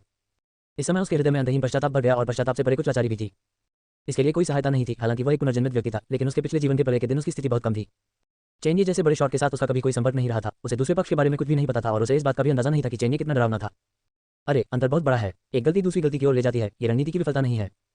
फेंग हुआन प्रवाह से मुस्कुराया और धीरे से अपनी आंखें बंद कर लीं। उसके पूरे शरीर पर लगी भयानक चोटों ने उसे शारीरिक और मानसिक रूप से थका दिया था। वह अब और संघर्ष नहीं करना चाहता था। हालांकि आंखें बंद करके लंबे समय तक इंतजार करने के बाद भी उन्हें चेन्ये का घातक झटका नहीं मिला। वह आश्चर्य से अपनी आंखें खोले बिना नहीं रह सका। तभी उसने देखा कि चेन्ये एक कुर्सी खींचकर उसके सामने फीकी मुस्कान के साथ बैठ गया। ऐसा लग रहा था कि उसका उसे मारने का कोई इरादा नहीं था। क्या ऐसा हो सकता है? फेंग जुआन की आंखें थोड़ी सिकुड़ गईं और उसके दिल में आशा की एक किरण जल उठी। उसे अचानक याद आया कि हालांकि उसे हाल ही में बार बार असफलताओं का सामना करना पड़ा है, वस्तुनिष्ठ रूप से कहें तो वह अभी भी इस स्थिति में अधिकांश सामान्य लोगों की तुलना में बहुत बेहतर था, है ना? इसके अलावा उसने इसके बारे में ध्यान से सोचा। स्पष्ट रूप से कहें तो चेन्ये के साथ उनका कोई गहरा खूनी झगड़ा नहीं था। कम से कम चेन्ये के नजरिए से उनके जैसे छोटे किरदार को मारने की बिल्कुल जरूरत नहीं थी। ये चेन्ये, क्या ऐसा हो सकता है कि उसे प्रतिभा को संजोने की इच्छा महसूस हुई हो और वह उसे चेन परिवार के लिए काम करने के लिए भर्ती करना चाहता हो? हालांकि फेंग हुआन ने पहले अनगिनत बार शपथ ली थी कि अगर उसे मौका मिला तो वह निश्चित रूप से पूरे चेन परिवार को खत्म कर देगा, लेकिन अब स्थिति उस व्यक्ति से अधिक मजबूत थी। यदि चेन्ये का वास्तव में उसे भर्ती करने का इरादा था, तो अनुपालन का दिखावा करना और सहमत होना स्वीकार्य होगा। चेन्ये ने इस बच्चे को देखा जो एक सेकंड पहले निराशा से भरा था। अब अचानक उसकी आंखों में आशा की किरण दिखाई दे रही है और उसने तुरंत अनुमान लगाया कि वह क्या सोच रहा था। वह हंसे बिना नहीं रह सका। गलत मत समझो, मेरा तुम्हें जाने देने का कोई इरादा नहीं है। मैं बस उब गया हूं और चाहता हूं कि तुम क्यों मरो, इसकी स्पष्ट समझ के साथ। उद्धरण चिन्ह, प्रश्नवाचक चिन्ह, उद्धरण चिन्ह। फेंग जुबान स्तब्ध था और उसकी आंखों में निराशा फिर से झलक उठी, लेकिन वह पूरी तरह से निराश नहीं था। ये समय पहले से अलग था। यदि चेन्ये ने सीधे उसे मार डाला होता, उसे बोलने का कोई मौका नहीं दिया होता, तो वह स्वाभाविक रूप से मृत्यु में होता। लेकिन अगर उसे बोलने का मौका मिले तो वह अपनी चमकती जीभ से मौत में से जीवन की तलाश कर सकता है। चेन्ये, मैं। थप्पड़। हालांकि जैसे ही उसने अपना मुंह खोला, चेन्ये ने उसके चेहरे पर जोर से थप्पड़ मारा। फेंग हुआन, जो पहले से ही जमीन पर बैठा था, को पटक दिया गया और जमीन पर गिरा दिया गया और दांत और लार के साथ मिश्रित खून का मुंह बाहर निकाला। मैं बोलता हूं, तुम सुनो। चेन्ये ने अपने हाथ पहुंचे। मैंने अभी आपको ये कहते हुए सुना है कि यह रणनीति की विफलता नहीं है। क्या ऐसा हो सकता है कि इस कदम पर पहुंचने के बाद भी आप सोचते हैं कि आप सिर्फ बदकिस्मत हैं? अगर मैं आपको बताऊं कि मैं उस दिन से आपको देख रहा था जब आपने होटल में पैसे के लिए मुझसे धोखाधड़ी करने की कोशिश की थी और जो परिवार को नष्ट नहीं किया गया था क्योंकि उन्होंने चैन परिवार की आपूर्ति लूट ली थी, बल्कि आपकी वजह से, क्या आप इस पर विश्वास करेंगे? चेन्नई ने इतना कुछ इसलिए नहीं कहा क्योंकि वह गया था या बहुत अधिक बात करने से मरने वाले खलनायक की किसी पिटी कहानी में शामिल होना चाहता था। यह अभी सिस्टम के संकेत के कारण था। डिंग, कार्य प्रगति अपडेट की गई। फेंग हुआन के असंतोष मूल्य के जोड़ 549 अंक प्राप्त करने पर बधाई। वर्तमान असंतोष मूल्य 10,999 अंक। मार सफलता दर 99.9%। ये पहली बार था जब कार्य प्रगति अद्यतन होने पर चेन्नई ने बड़ी हुई नाराजगी का मूल्य इतना सटीक देखा। ये 99.9% नोट पर हत्या की सफलता दर को आंकने के लिए हुआ। बेशक सफलता दर के इस स्तर के साथ अब फेंग हुआन को मारने में लगभग कोई रहस्य नहीं था। केवल एक ही विचार से फेंग जुआन तुरंत अपना सिर खो देता था, किसी भी प्रकार की कोई दुर्घटना नहीं होगी। यहाँ तक कि किसी भी दुर्घटना से बचने के लिए ये चेन जो अभी नीचे आया था, वास्तव में पहले से ही चेन परिवार द्वारा नियंत्रित किया गया था। ब्लेड के नीचे से किसी को बचाने का दृश्य प्रस्तुत करना उनके लिए असंभव था। आसपास की पूरी सड़क पर खुले तौर पर और गुप्त रूप से एक संयुक्त हथियार बटालियन की ताकत तैनात की गई थी। न्याय के ऐसे जाल के तहत यहाँ तक कि फेंग जुआन, जिसके पास अपने पुनर्जन्म से पहले एक अलौकिक क्षमता थी, के पास भी कोई रास्ता नहीं होगा। वर्तमान फेंग जुआन को तो छोड़ ही दे, जिसका भाग्य के बच्चे के रूप में भाग्य छीन लिया गया था और जिसकी अलौकिक क्षमता अभी तक जागृत नहीं हुई थी। लेकिन उसे मारना सरल था। सिस्टम द्वारा दिए गए पुरस्कार अधिकतर सफलता दर पर निर्भर करते थे। सफलता दर जितनी अधिक होगी, सिस्टम से पुरस्कार उतना ही बेहतर होना चाहिए। सिस्टम की मुख्य खोज को पहली बार पूरा करते हुए चेन्नई ने पूर्णता का पीछा किया। जहां तक इस आखिरी हिस्से की बात है, वह स्वाभाविक रूप से ये देखने की कोशिश करना चाहता था कि क्या वह इसे भर सकता है और इसे कैसे भरें। चेन्नई के पास कुछ अनुमान थे और अब उन्हें परखने का अच्छा समय था। असंभव। निश्चित रूप से चेन्नई की बातें सुनने के बाद फेंग हुआन बेहद उत्तेजित दिखाई दिए। चूंकि उसे आज मरना तय था, इसलिए उसने खुद को जाने दिया और व्यंग्यात्मक ढंग से कहा, हे तुम एक बड़े शॉट हो, मुझे क्यों निशाना बना रहे हो? उस कुतिया रैन यूमिन के लिए ये कैसे संभव है? अभी यह सब कहना सिर्फ लोगों के दिलों के साथ खिलवाड़ करना है। अपने विकृत बुरे स्वाद को संतुष्ट करने के लिए दूसरों को निराशा में मरते हुए देखना चाहते हैं। क्या आपको लगता है कि मैं आप पर विश्वास करूंगा? क्या ऐसा है? चेन्नई मुस्कुराए, लापरवाही से शेन यानसी का हाथ अपने पास ले गए और उदासीनता से कहा, डॉक्टर शेन यानी उनके पिता बीमार नहीं है, लेकिन मेरे द्वारा चेन परिवार की जैविक प्रयोगशाला में काम करने के लिए आमंत्रित किया गया है। हाल ही में शेन यानसी जिंगफेंग बिल्डिंग में रह रहे हैं। फेंग जुआन की अभिव्यक्ति, जो हर चीज के आर पार देख रही थी, कठोर हो गई और उसकी नजर अचानक शेन यानसी की ओर चली गई। ऐसा नहीं है, ठीक है? वह मुझसे झूठ बोल रहा है, ठीक है? मुझे बताओ, क्या वह मुझसे झूठ बोल रहा है? उनके आंदोलन का कारण यह नहीं था कि उन्हें शेन यानसी द्वारा धोखा दिया गया था। नहीं, वह क्रोधित थे क्योंकि उन्हें लगा कि शेन यानसी ने चेन्नई के साथ विश्वासघात किया था और उन्हें धोखा दिया था। वास्तव में जब उसने उन्हें अभी एक साथ दिखाई दिया तो उसे एहसास हुआ कि उसकी वर्तमान दुर्दशा का शेन यानसी से कुछ लेना देना है। उसे यह भी संदेह था कि जब शेन यानसी ने कहा कि वह अपने पिता की देखभाल के लिए घर छोड़ रही है, तो चेन परिवार ने तुरंत उस पर हमला कर दिया। ऐसा इसलिए था क्योंकि शेन यानसी ने उन्हें सूचित किया था और उसने ये भी अनुमान लगाया कि उसने पहले इस स्त्री को कम आंका होगा। शेन यानसी निश्चित रूप से आसानी से मूर्ख बनने वाली मासूम लड़की नहीं थी। फेंग हुआन ये स्वीकार नहीं कर सका कि अगर चेन्नई ने जो कहा वह सच था, तो वह उसे बहुत पहले ही मार सकता था, लेकिन उसने कभी ऐसा नहीं किया। इसके बजाय वह अपने हाथ की हथेली में एक पुनर्जन्म वाले व्यक्ति के साथ खेल रहा था। उसे एक जोकर की तरह इधर उधर कूदते हुए देख रहा था। एक जोकर की तरह व्यवहार किए जाने का इस तरह का अपमान उसे मारने से भी अधिक असहनीय था। 33 अध्याय 33 पुनर्जन्म। बस एक क्षणभंगुर सपना। फेंग हुआन की आशा भरी निगाहों के तहत शेन यानसी ने चेन्नई की ओर देखा, फिर फेंग हुआन की ओर। इस अत्यंत प्रतिभाशाली प्रतिभा को अचानक अपनी रीढ़ की हड्डी में ठंडक महसूस हुई। हालांकि वह नहीं जानती थी कि उनके बीच किस तरह का झगड़ा था, लेकिन उसे चेन्नई द्वारा फेंग हुआन को मारने की इच्छा में कोई समस्या नहीं दिखी। आखिरकार दोनों पक्षों में कोई न कोई शिकायत जरूर थी, लेकिन उनकी नजर में हत्या करना महज एक साधारण कार्य था। वह चेन्नई के किसी को मारने और उनकी आत्मा को नष्ट करने के तरीके को बिल्कुल समझ नहीं पाए। फेंग हुआन की निगाहों के नीचे वह सहज रूप से आगे बढ़ी, चेन्नई के आलिंगन से दूर जाना चाहती थी। हालांकि चेन्नई का न केवल जाने देने का कोई इरादा नहीं था, बल्कि उसने अपनी पकड़ मजबूत कर ली, जिससे दबाव के कारण उसकी पतली कमर में थोड़ा दर्द होने लगा। एक पल की चुप्पी के बाद शेन यानसी ने आह भरी और फेंग जुआन से कहा, उसने जो कुछ भी कहा वह सच है। ये सुनकर फेंग हुआन के चेहरे पर केवल घातक शांति रह गई और वह बड़बड़ाता रहा, क्यों ऐसा क्यों करते हो? हालांकि चेन्नई ने अपनी अभिव्यक्ति बिल्कुल नहीं बदली। शेन यानसी को संतुष्टि के साथ देखने के बाद उन्होंने धीरे से कहा, देखो मत कि आगे क्या होता है। वाणिज्यिक सड़क ठीक नीचे है, इसलिए खरीदारी करने जाओ। मैं हर चीज के लिए भुगतान करूंगा। शेन यानसी ने जटिल भाव से उसकी ओर देखा, फिर से हिलाया और कहा, ठीक है। इसके साथ ही उसने स्तब्ध झाओ क्विंगिया को खींच लिया और तेजी से नीचे की ओर चली गई। अब पूरे रेस्तरां में केवल चेन्नई और फेंग हुआन बचे थे। फेंग हुआन अभी भी यंत्रवत क्यों दोहरा रहा था। चेन्नई इत्मीनान से उसके सामने की सीट पर चला गया, अपने कपड़े ठीक किए और मुस्कुराया, क्या आप इसका कारण जानना चाहते हैं सहपाठी फेंग? या मुझे कहना चाहिए पुनर्जन्म व्यक्ति? जैसे ही ये शब्द गिरे, लगातार बुदबुदाता फेंग हुआन अपनी जगह पर जम गया। पूरा रेस्तरां अचानक भयानक रूप से शांत हो गया। काफी देर के बाद फेंग हुआन ने चेन्नई की ओर देखने के लिए धीरे से अपना सिर उठाया। उसके होंठ कांप रहे थे और उसने कठिनाई से पूछा, कैसे? तुम्हें कैसे पता? क्योंकि तथाकथित पुनर्जन्म शुरू से ही नकली है। चेन्नई ने अपना सिर हिलाया। विशेष क्राउन वायरस बेहद अनोखा है। यह इस दुनिया में लगभग 3 महीने पहले दिखाई दिया था। जैसे ही ये दिखाई दिया, हमारे चेन परिवार की जैविक प्रयोगशाला ने इसकी खोज की, इसके बारे में पर्याप्त समझ प्राप्त की और भविष्यवाणी की कि इसके कारण दुनिया प्रलय के दिन में प्रवेश करेगी। तो प्रयोगशाला में उन पागल वैज्ञानिकों ने एक जंगली योजना लागू की। उन्होंने डूम्सडे के बाद क्या हो सकता है इसका अनुकरण करने के लिए विशेष एल्गोरिथम का एक सेट बनाया। यह एल्गोरिथम विशेष क्राउन वायरस की विशेषताओं के आधार पर बनाया गया था और इसके लिए अत्यधिक कंप्यूटिंग शक्ति की आवश्यकता थी। इसके लिए दुनिया में कोई उपयुक्त कंप्यूटर नहीं था। इसलिए उन्होंने मानव मस्तिष्क पर अपना ध्यान केंद्रित किया, जो किसी भी कंप्यूटर की तुलना में अधिक सटीक है। प्रयोग के दौरान उन्होंने पाया कि यदि वे चाहते हैं कि परीक्षण विषय द्वारा निर्मित भविष्य अधिक यथार्थवादी हो, तो सबसे अच्छा समाधान परीक्षण विषय को विशेष क्राउन वायरस से संक्रमित करना था। जबकि इसे वायरस कहा जाता है, यह अनिवार्य रूप से कुछ बेहद जादुई है जिसका मनुष्य ने पहले कभी सामना नहीं किया है और इसके उपयोग आपकी कल्पना से परे हैं। निश्चित रूप से प्रयोग ने एक बड़ी सफलता हासिल की और हमें भविष्य के बारे में बड़ी मात्रा में जानकारी प्राप्त हुई। लेकिन फिर एक समस्या उत्पन्न हुई। सामान्य परीक्षण विषय विशेष क्राउन वायरस के नकारात्मक प्रभावों का सामना नहीं कर सकते थे और जल्द ही ज़ोंबी में बदल जाएंगे। इसलिए हमें एक विशेष व्यक्ति की आवश्यकता थी जो स्वाभाविक रूप से इस प्रकार के वायरस से प्रतिरक्षित हो और अलौकिक क्षमता हासिल करने के लिए सौम्य उत्परिवर्तन से गुजरने के लिए भी वायरस का उपयोग कर सके। फिर अनगिनत मेडिकल रिकॉर्ड के बीच उन्होंने तुम्हें ढूंढ लिया। आप शायद भूल गए थे कि उस समय आप एक कार दुर्घटना में थे और लगभग मृत्यु की स्थिति में थे। आपको कहीं और नहीं बचाया जा सका, लेकिन अंत में प्रयोगशाला में उन प्रतिभाओं ने आपको बचा लिया। फिर भविष्य का सिमुलेशन प्रयोग शुरू हुआ। आपका शरीर और मस्तिष्क वास्तव में बहुत उपयोगी थे। भविष्य का अनुकरण किया गया मॉडल कल्पना से भी अधिक परिपूर्ण था, यहाँ तक कि वास्तविक भी लग रहा था। कई विवरण मानव मस्तिष्क के सबसे गहरे रहस्यों को भी छूते थे जिन्हें हमारी तकनीक खोज नहीं सकी थी। तो आपके मस्तिष्क से भविष्य के रहस्यों को जानने के लिए हमारे शोधकर्ताओं ने आपकी कुछ यादें हटा दी और नई यादें जोड़ दी, जिसके परिणाम स्वरूप आप कौन है। चेन्ई का स्वर शांत और शांत था, मानो वह किसी मामूली मुद्दे पर बात कर रहा हो, जैसे कि उसने आज सुबह नाश्ते में क्या खाया। लेकिन फेंग हुआन के कानों के लिए ये शब्द निस्संदेह नीले रंग का झटका थे। हालांकि अब यही पर वह धारा असंभव, ऐसी तकनीक दुनिया में कैसे मौजूद हो सकती है। ऐसा मत सोचो कि तुम मुझसे झूठ बोल सकते हो। दुनिया में बहुत सारी चीजें हैं जो आपकी समझ से परे हैं। आप यह मानने के बजाय कि यह सब आधुनिक तकनीक का काम है, अपने पुनर्जन्म की विचित्र घटना पर विश्वास करना पसंद करेंगे। इसके अलावा मैं एक मृत व्यक्ति से झूठ क्यों बोलूंगा। चेन्ई हंसे। क्या आप जानते हैं कि मैंने उस रात आपको कार्ड क्यों दिया और फिर पैसे वापस क्यों ले लिए? क्या आप जानते हैं कि लोगों ने आपको क्यों बंद कर दिया? क्योंकि मैं जानता था कि आप पैसे चाहते थे और आने वाले प्रलय के दिन की तैयारी के लिए आपको उस समय की आवश्यकता थी, इसलिए मैंने जानबूझकर आपको परेशान किया। क्या आप जानते हैं कि आपके पुनर्जन्म के बाद से आपको हर कदम पर क्यों विफल किया गया और आपके सर्वोत्तम प्रयासों के बावजूद आप कुछ भी हासिल नहीं कर पाए? क्योंकि आपने जो कुछ भी किया वह हमारी निगरानी में था। शुरू से अंत तक आप एक कठपुतली से ज्यादा कुछ नहीं थे, केवल आपको खुद इसका एहसास नहीं हुआ था। और अब आपसे जो प्रायोगिक डेटा एकत्र करने की आवश्यकता थी वह एकत्र कर लिया गया है और आपको एक परीक्षण विषय के रूप में मानवीय रूप से नष्ट कर दिया जाना चाहिए। वास्तव में ये कहानी जो उसने मौके पर बनाई थी खामियों से भरी थी। यदि फेंग हुआन स्पष्टवादी होता तो सावधानीपूर्वक विचार करने पर उसे एहसास होता कि कई हिस्से स्पष्ट रूप से निरर्थक थे। लेकिन अभी उनका दिमाग साफ नहीं था। चेन्ई को एक एक करके अपने हाल के सभी इरादों के बारे में बताते हुए उसका दिमाग पूरी तरह से अस्त व्यस्त हो गया। यदि ऐसा नहीं था जैसा कि चेन्ई ने कहा था, तो चेन्ई को क्यों पता था कि वह क्या करना चाहता था और उसने विशेष रूप से उसे एक छोटे से फ्राई को क्यों निशाना बनाया। इस बात का उल्लेख करने की आवश्यकता नहीं है कि उनके पुनर्जन्मित व्यक्ति होने का तथ्य सीधे उनके चेहरे पर उजागर हो गया था। इस सब ने उसे इस पर विश्वास करने के लिए मजबूर किया। हालांकि उन्हें हमेशा स्पष्ट रूप से महसूस होता था कि कुछ ठीक नहीं है। हालांकि चेन्ई ने उसे इस बारे में सोचने का मौका नहीं दिया। बोलने के बाद वह खड़ा हुआ, उसके पीछे चला गया, एक टेबल चाकू उठाया और फेंग हुआन के विलाप को नजरअंदाज करते हुए सीधे उसकी दीवार पर मांस को काट दिया। हिंसक रूप से छोटी उंगली के आकार की एक चिप निकाली और उसे फेंग हुआन के सामने फेंक दिया। ये स्वाभाविक रूप से तब प्रत्यारोपित किया गया था जब उस दिन जो परिवार का सफाया हो गया था, जबकि फेंग हुआन गोली लगने और पानी में गिरने के बाद बेहोश था। लेकिन वह शुरू से अंत तक इससे पूरी तरह अनजान थे। अब उसके शरीर से निकाली गई खूनी चिप को देख रहा हूं और अभी चेन्ई के शब्दों के बारे में सोच रहा हूं। हालांकि उनकी अंतरात्मा ने उन्हें स्पष्टीकरण पर विश्वास करने से इनकार कर दिया, लेकिन तथ्य उनके सामने पहले ही रखे जा चुके थे। सब कुछ इतना आकाट्य लग रहा था। हे हाँ, यह नकली है, ये सब नकली है। फेंग हुआन दर्द से अपना सिर पकड़कर चिल्लाया। असली, नकली, मैं नहीं बता सकता, मैं सचमुच नहीं बता सकता।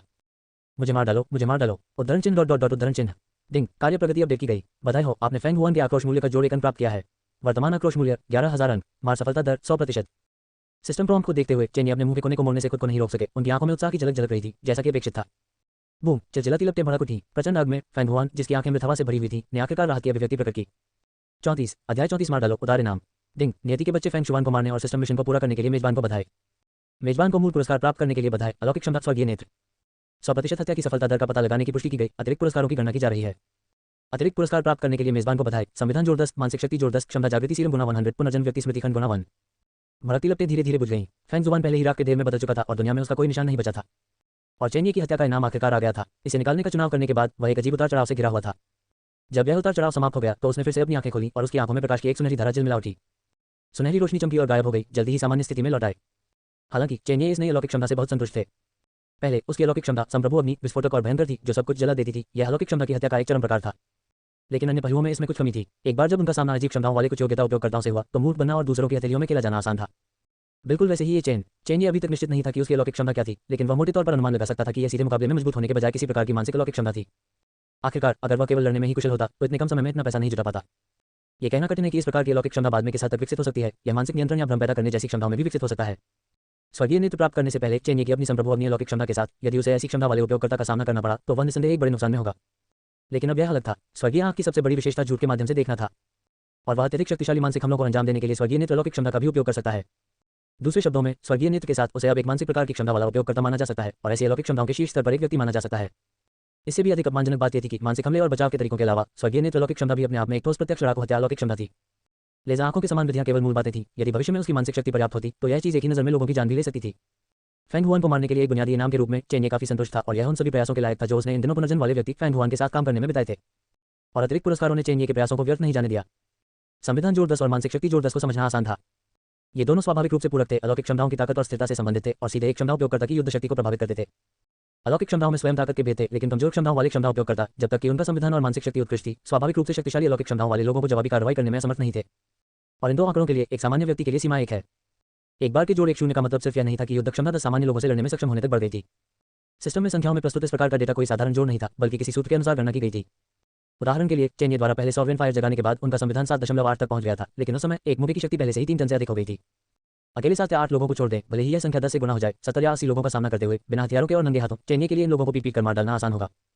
जहां तक 100 क्षमता जागृति सीरम की बात है, सामान्य लोगों के लिए यह बात कुछ बेकार थी। आखिरकार अधिकांश आम लोगों को इतने विश्वासपात्र नहीं मिल सके जो सीरम का उपयोग कर सके। अंततः इसका सबसे बड़ा उपयोग संभवतः इसे अन्य संसाधनों के लिए बेचना था। लेकिन चेन ये अलग थे। चेन परिवार के पास बहुत सारे वफादार मृत्यु सैनिक थे। वह इसका उपयोग क्षमता उपयोगकर्ताओं की एक बिल्कुल वफादार टीम तैयार करने और अपनी खुद की कोर टीम बनाने के लिए कर सकता है। चेन परिवार बड़ा था और उसका बड़ा व्यवसाय था। सबसे बड़े वैध पुत्र के रूप में पारिवारिक व्यवसाय को विरासत में प्राप्त करना वास्तव में इतना आसान नहीं था। अपनी कोर टीम के बिना भले ही उन्होंने सफलतापूर्वक पद ले लिया हो, भविष्य में कई बार ऐसा होगा जब उन्हें कष्ट सहना पड़ेगा और अपमानित होना पड़ेगा। आखिरकार एक बड़े परिवार में कुछ पुराने धुंधले लोगों का साथ पाना इतना आसान नहीं था। प्रलय के दिन से पहले वह जो टीम चाहते थे वह विभिन्न उद्योगों की प्रतिभाएं थी, लेकिन प्रलय के दिन के बाद सब कुछ सरल हो गया। एबिलिटी यूजर्स की एक बिल्कुल वफादार सेना सबसे मजबूत अजय कोर टीम थी। स्वाभाविक रूप से अंतिम पुनर्जन्म व्यक्ति स्मृति खंड को अधिक स्पष्टीकरण की आवश्यकता नहीं थी। ये बिल्कुल वही था जिसकी उसे इस समय आवश्यकता थी। एक पुनर्जन्म वाले व्यक्ति के रूप में फैंग हुआन के मस्तिष्क में निश्चित रूप से बहुत सारी उपयोगी जानकारी थी और चेन ये उसके बारे में बहुत स्पष्ट थे।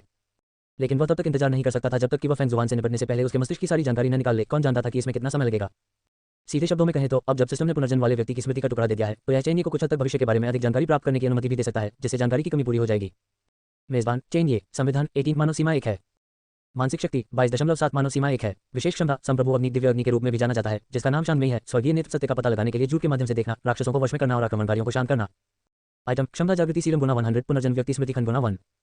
सिस्टम पैनल पर आसमान छूती विशेषताओं को देखते हुए और अपने शरीर के भीतर बढ़ती शक्ति को महसूस करते हुए चेन ये मदद नहीं कर सके लेकिन एक लंबी सांस छोड़ सके। ये शक्ति का एहसास था। अपनी वर्तमान ताकत के साथ हर चीज को नियंत्रित करने का तो जिक्र ही नहीं, कम से कम इस स्तर पर उसके लिए कोई साथी ढूंढना कठिन माना जा सकता है। निसंदेह ये केवल इसी स्तर पर था। आगे क्या है? सपनों का फूल। चेन की आंखें चमक उठी और उन्होंने अगले चरण के लिए अपना लक्ष्य स्पष्ट कर दिया। हालांकि उन्होंने अभी तक उस पुनर्जन्म व्यक्ति स्मृति खंड का उपयोग नहीं किया था। फैंग जुआन के पिछले प्रदर्शन को देखते हुए स्वप्न का फूल निश्चित रूप से एक अत्यंत दुर्लभ और अनमोल संसाधन था। इसमें क्षमता उपयोगकर्ताओं या यहाँ तक कि सामान्य लोगों को ताकत में गुणात्मक छलांग लगाने की अनुमति देने की उच्च संभावना थी। अन्यथा फैंग जुआन उस निराशाजनक स्थिति में बाजी पलटने के लिए स्वप्न के फूल पर भरोसा करने के बारे में नहीं सोच रहा होता। गंदे भोजन कक्ष की जांच करते हुए चेन को अपने हाथ पहुंचने के लिए एक उतक मिला और फिर सीधे नीचे चला गया।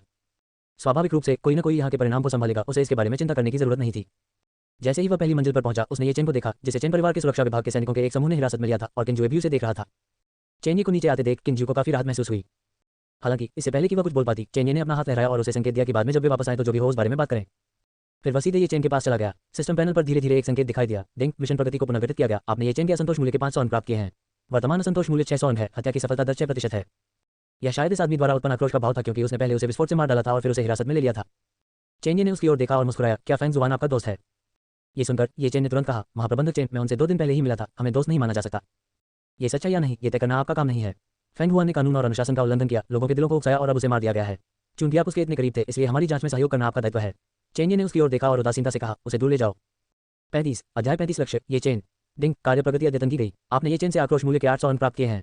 वर्तमान असंतोष मूल्य 1400 अंक है। हत्या की सफलता दर 14% है। ये चेन के मन में पहला विचार था, पवित्र बकवास, फैंग जुआन मर गया है। फिर उसे तुरंत एहसास हुआ कि क्या हो रहा था। लानत है, वह वास्तव में इस आपदा में घसीटा गया था और अब उसे पुलिस स्टेशन में डाला जा रहा था।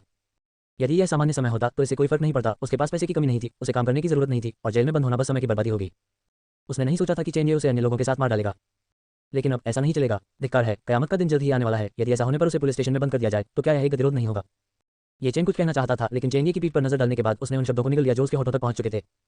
वह शायद अब समझ गया था कि इस आदमी के पास किस प्रकार की शक्ति है। फैंग हुआन जो कुछ समय पहले ही जीवन से भरपूर था, अब चला गया था और ऐसा नहीं लग रहा था कि कोई भी चेन के लिए परेशानी पैदा करेगा।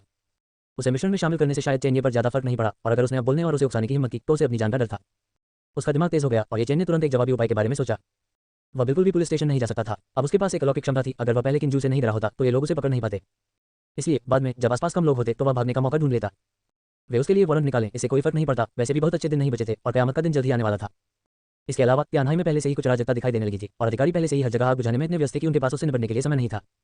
भागने के बाद उसे चिपने और चेन परिवार के पीछे से बचने के लिए बस एक जगह मिल जाएगी। इसके अलावा ये चेन के नजरिए से चेन परिवार जरूरी नहीं कि उसकी तलाश में पूरी ताकत लगाए।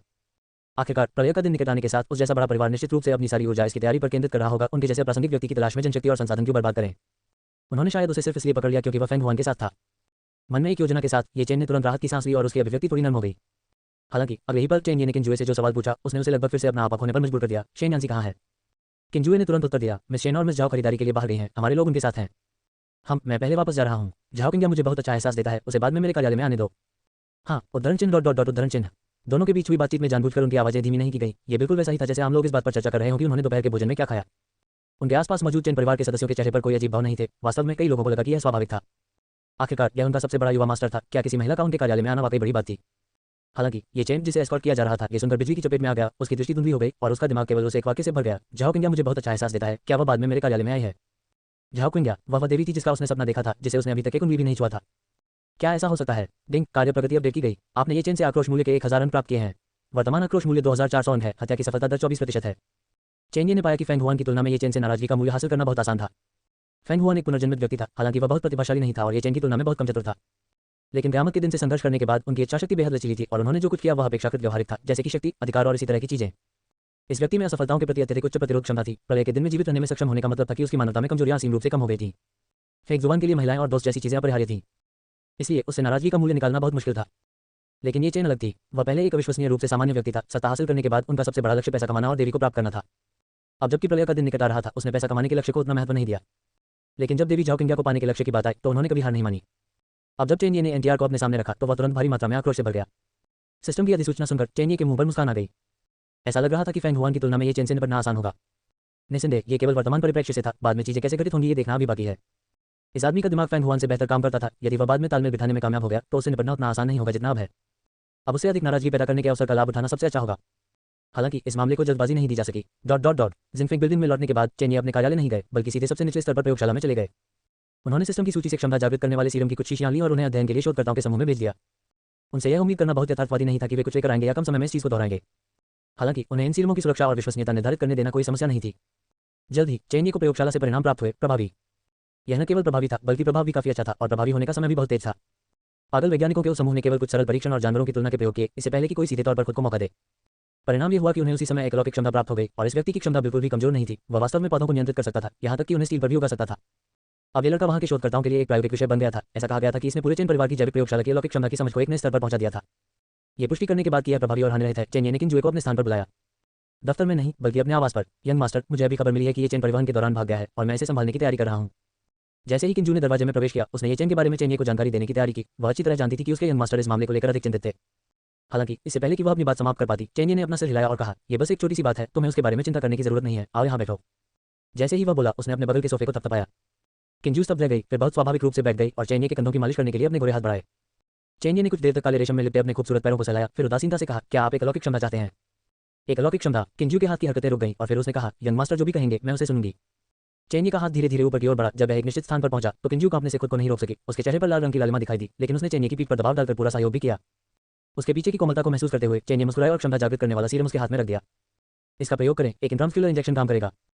36 अध्याय 36 ये चेन की महाशक्ति शुभ। किंजू, उसकी आंखें पहले से ही कुछ हद तक केंद्रित नहीं थी। उसने धातु की सिरिंज को देखा जो अचानक उसके हाथ में आ गई थी। वह एक पल के लिए ठिठक गई, लेकिन तुरंत वास्तविकता में वापस आ गई। हाँ।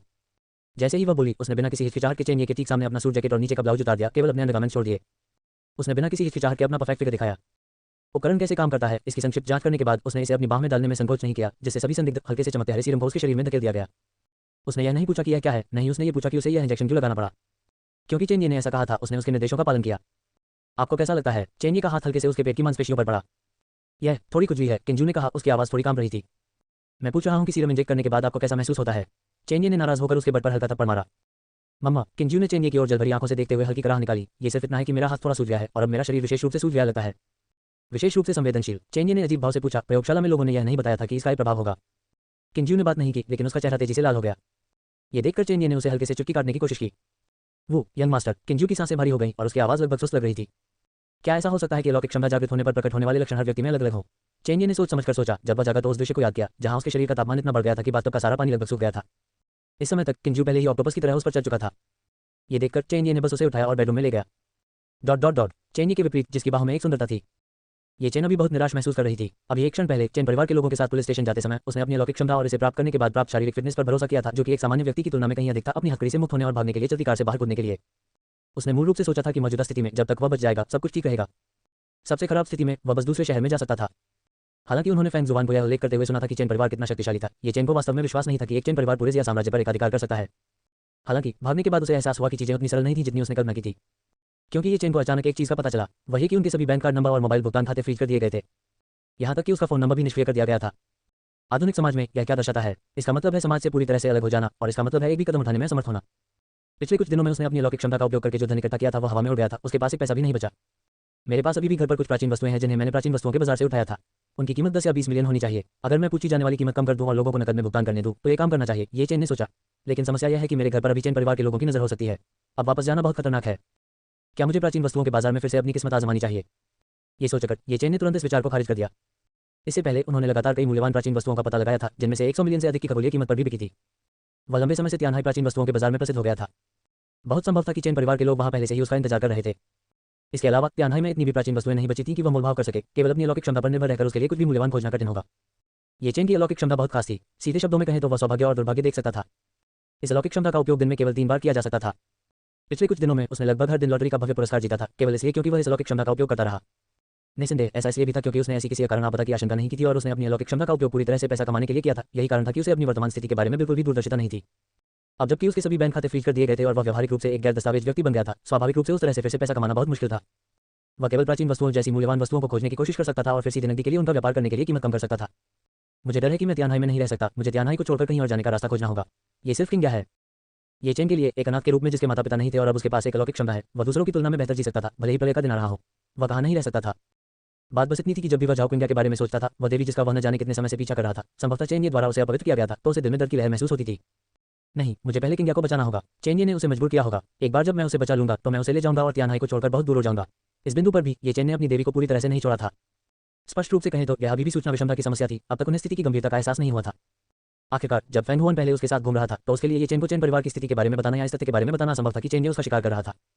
अन्यथा ये चेन ने फेंग हुआन के इतने करीब आने की हिम्मत कैसे की होगी। इसका परिणाम ये हुआ कि हालांकि ये चेन को पता था कि चेन ने किसी अज्ञात कारण से फेंग हुआन की हत्या कर दी है और परिणामस्वरूप उसे फंसाया गया है, फिर भी उसे नहीं लगा कि यह बहुत गंभीर मामला है। नहीं, उसने सोचा था कि चेन परिवार उससे निपटने के लिए हर संभव कोशिश करेगा। लेकिन अब जब किंग बाग की मान में काफी अंदर है तो मुझे डर है कि मुझे उसे बचाने के लिए सावधानी से योजना बनानी होगी। तत्काल प्राथमिकता यह है कि मुझे कुछ समय के लिए तियानहाई में पैर जमाने का रास्ता ढूंढना होगा, लेकिन मेरे सभी खाते फ्रीज कर दिए गए हैं और चेन परिवार के सदस्य अभी भी तियानहाई को देख रहे हैं। ये चेन ने खुद को एक दुष्चक्र में फंसा हुआ पाया। वह झाओ क्विंग को बचाना चाहता था, जिसका मतलब था कि उसे अवसर की प्रतीक्षा करने के लिए तियानहाई में रहना था, लेकिन तियानहाई में रहने का मतलब था कि वह पैर नहीं जमा सकता था और बिल्कुल भी नहीं रह सकता था। फिर भी अगर उसने तियानहाई को छोड़ दिया तो उसे झाओ क्विंग को बचाने का मौका नहीं मिलेगा। यह अविश्वसनीय रूप से निराशाजनक था। शांत पाक में ये चेन ने अपना सिर खुजलाया, उसे कुछ समझ नहीं आ रहा था कि क्या किया जाए। ठीक इसी समय उसे अचानक बहुत दूर से मदद के लिए चिल्लाने की आवाज सुनाई दी। आवाज से पता चलता है कि यह एक महिला थी और वह मेरी मदद करो जैसी बातें चिल्लाती हुई लग रही थी। ये चेन एक पल के लिए ठिठक गया। अगर मैं किसी की जान बचा सकता हूं तो इनाम के रूप में कुछ पैसे मांगना कोई समस्या नहीं होनी चाहिए, है ना? तो क्या मेरे पास तियानहाई में जीवित रहने के लिए पर्याप्त पैसा नहीं होगा? ये सोचते सोचते उसकी आंखें अचानक चमक उठी और वह उठा और तेजी से उस दिशा में चल पड़ा जहां से मदद की पुकार आ रही थी। जैसे ही वह निकट आने वाला था, वह एक पल के लिए झिझका, लेकिन उसने अपनी अलौकिक क्षमता का उपयोग करने का फैसला किया। ये पहले से ही एक नए दिन की सुबह थी और उसने आज तक अपनी अलौकिक क्षमता का उपयोग करने के लिए अपने 3 अवसरों में से किसी का भी उपयोग नहीं किया था। अगले ही पल ये चेन की आंखों में वह स्थान जो मदद के लिए पुकार रहा था ज्यादा दूर नहीं था, पहले से ही सुनहरी रोशनी की लहरें बिखेर रहा था, जिससे वह अनायास ही घबरा गया। उसकी अलौकिक क्षमता उस सौभाग्य या दुर्भाग्य की भविष्यवाणी कर सकती थी जो कोई वस्तु या घटना उसके लिए लाएगी। बेशक ये भविष्यवाणी केवल अल्पावधि के लिए थी, वही चीज अभी एक महान शगुन हो सकती है, लेकिन कुछ समय बाद ये भारी आपदा ला सकती है।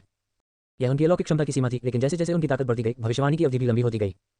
भविष्यवाणी के परिणामों को जिस विशेष तरीके से प्रस्तुत किया गया वह उनकी दृष्टि में दिखाई देने वाले विभिन्न रंगों के माध्यम से था, और सोना भाग्य के उच्चतम स्तर का प्रतिनिधित्व करता है। महान भाग्य 37 अध्याय 37 इतने शक्तिशाली समर्थक के साथ चेन से क्यों डरें? दादाजी रुके, मैं भी आपको बचाने के लिए किसी को ढूंढने जा रहा हूँ। मदद, क्या वहाँ कोई है? उद्धरण चिन्ह डॉट डॉट डॉट उद्धरण चिन्ह। पाक के जंगल के किनारे पर एक सुंदर और सुंदर युवा लड़की एक बूढ़े व्यक्ति के सामने घुटनों के बल बैठी थी, जो जमीन पर गिर गया था और लगातार सहायता के लिए चिल्लाते हुए मदद के लिए चिल्ला रही थी। बूढ़े व्यक्ति ने ढीला ढाला टैंक सूट पहना हुआ था, उसके बूढ़े बालों में सावधानी से कंघी की हुई थी। उनकी पोशाक देखकर ही कोई बता सकता था कि वह एक सम्मानित व्यक्ति थे, लेकिन अभी वह बहुत सम्मानजनक नहीं लग रहे थे। जैसे ही वह जमीन पर अपनी पीठ के बल लेटा, उसका शरीर एक तरह और उसकी आधी खुली आंखें पीछे की ओर मुड़ गईं, जिससे स्पष्ट था कि वह बेहोश हो गया था। क्या ये दिल का दौरा है? जैसे ही ये चेन पहुंचे, उन्हें एहसास हुआ कि जमीन पर बूढ़े व्यक्ति के साथ क्या हुआ था। हालांकि वह वर्तमान में बेरोजगार था, उसने स्कूल में चिकित्सा का अध्ययन किया था, इसी तरह उसकी मुलाकात झाओ क्विंग से हुई। भले ही उन्होंने स्नातक स्तर की पढ़ाई के बाद क्षेत्र में काम नहीं किया था, फिर भी उन्हें कुछ पेशेवर ज्ञान याद था और वह एक नज़र में बूढ़े व्यक्ति के लक्षणों को पहचान सकते थे। वह तुरंत तेजी से आगे बढ़ा और बोला, ये दिल का दौरा है, क्या आपके पास कोई दवा है? नाइट्रोग्लिसरीन या शायद तेजी से काम करने वाली दिल की गोलियां? लड़की जो फोन पर व्यस्त थी सहम गई और घबराहट में अपना सिर हिलाया। नहीं नहीं, ये पहली बार है जब मेरे दादाजी में ऐसे लक्षण दिखे हैं, वह पहले बिल्कुल स्वस्थ थे। ये सुनकर ये चेन ने तुरंत कहा, क्या आपने 120 पर कॉल किया है? यदि आपने किया है तो फोन पर समय बर्बाद करना बंद करें। निकटतम अस्पताल कई किलोमीटर दूर है और एम्बुलेंस समय पर नहीं पहुंचेगी। जल्दी करें और आसपास सुबह की सैर करने वाले बुजुर्ग लोगों की तलाश करें और पूछें कि क्या उनके पास तेजी से काम करने वाली हृदय संबंधी गोलियां हैं। मैं कुछ प्राथमिक चिकित्सा तकनीकों को जानता हूं, मैं बूढ़े सज्जन को स्थिर होने में मदद कर सकता हूं। ये चेन इस क्षेत्र से काफी परिचित थे और जानते थे कि कई बुजुर्ग लोग यहाँ सुबह की सैर करते थे। कई बुजुर्ग लोग किसी न किसी प्रकार के हृदय या मस्तिष्कवाहिकी रोग से पीड़ित थे, इसलिए जब वे बाहर जाते थे तो उनमें से कई तेजी से काम करने वाली हृदय की गोलियां या इसी तरह की दवाएं ले जाते थे। जैसे ही वह बोल रहा था, उसने हतप्रभ लड़की की ओर देखा और चिल्लाया, तुम अभी भी वहां किस लिए खड़ी हो? जाओ, याद रखो, नाइट्रोग्लिसरीन या तेजी से काम करने वाली हृदय की गोलियां तुम्हारे दादाजी जीवित रहेंगे या नहीं ये तुम पर निर्भर करता है। लड़की घबराहट में सहमत हो गई और फिर ये चेन के निर्देश के अनुसार मदद ढूंढने के लिए दौड़ पड़ी।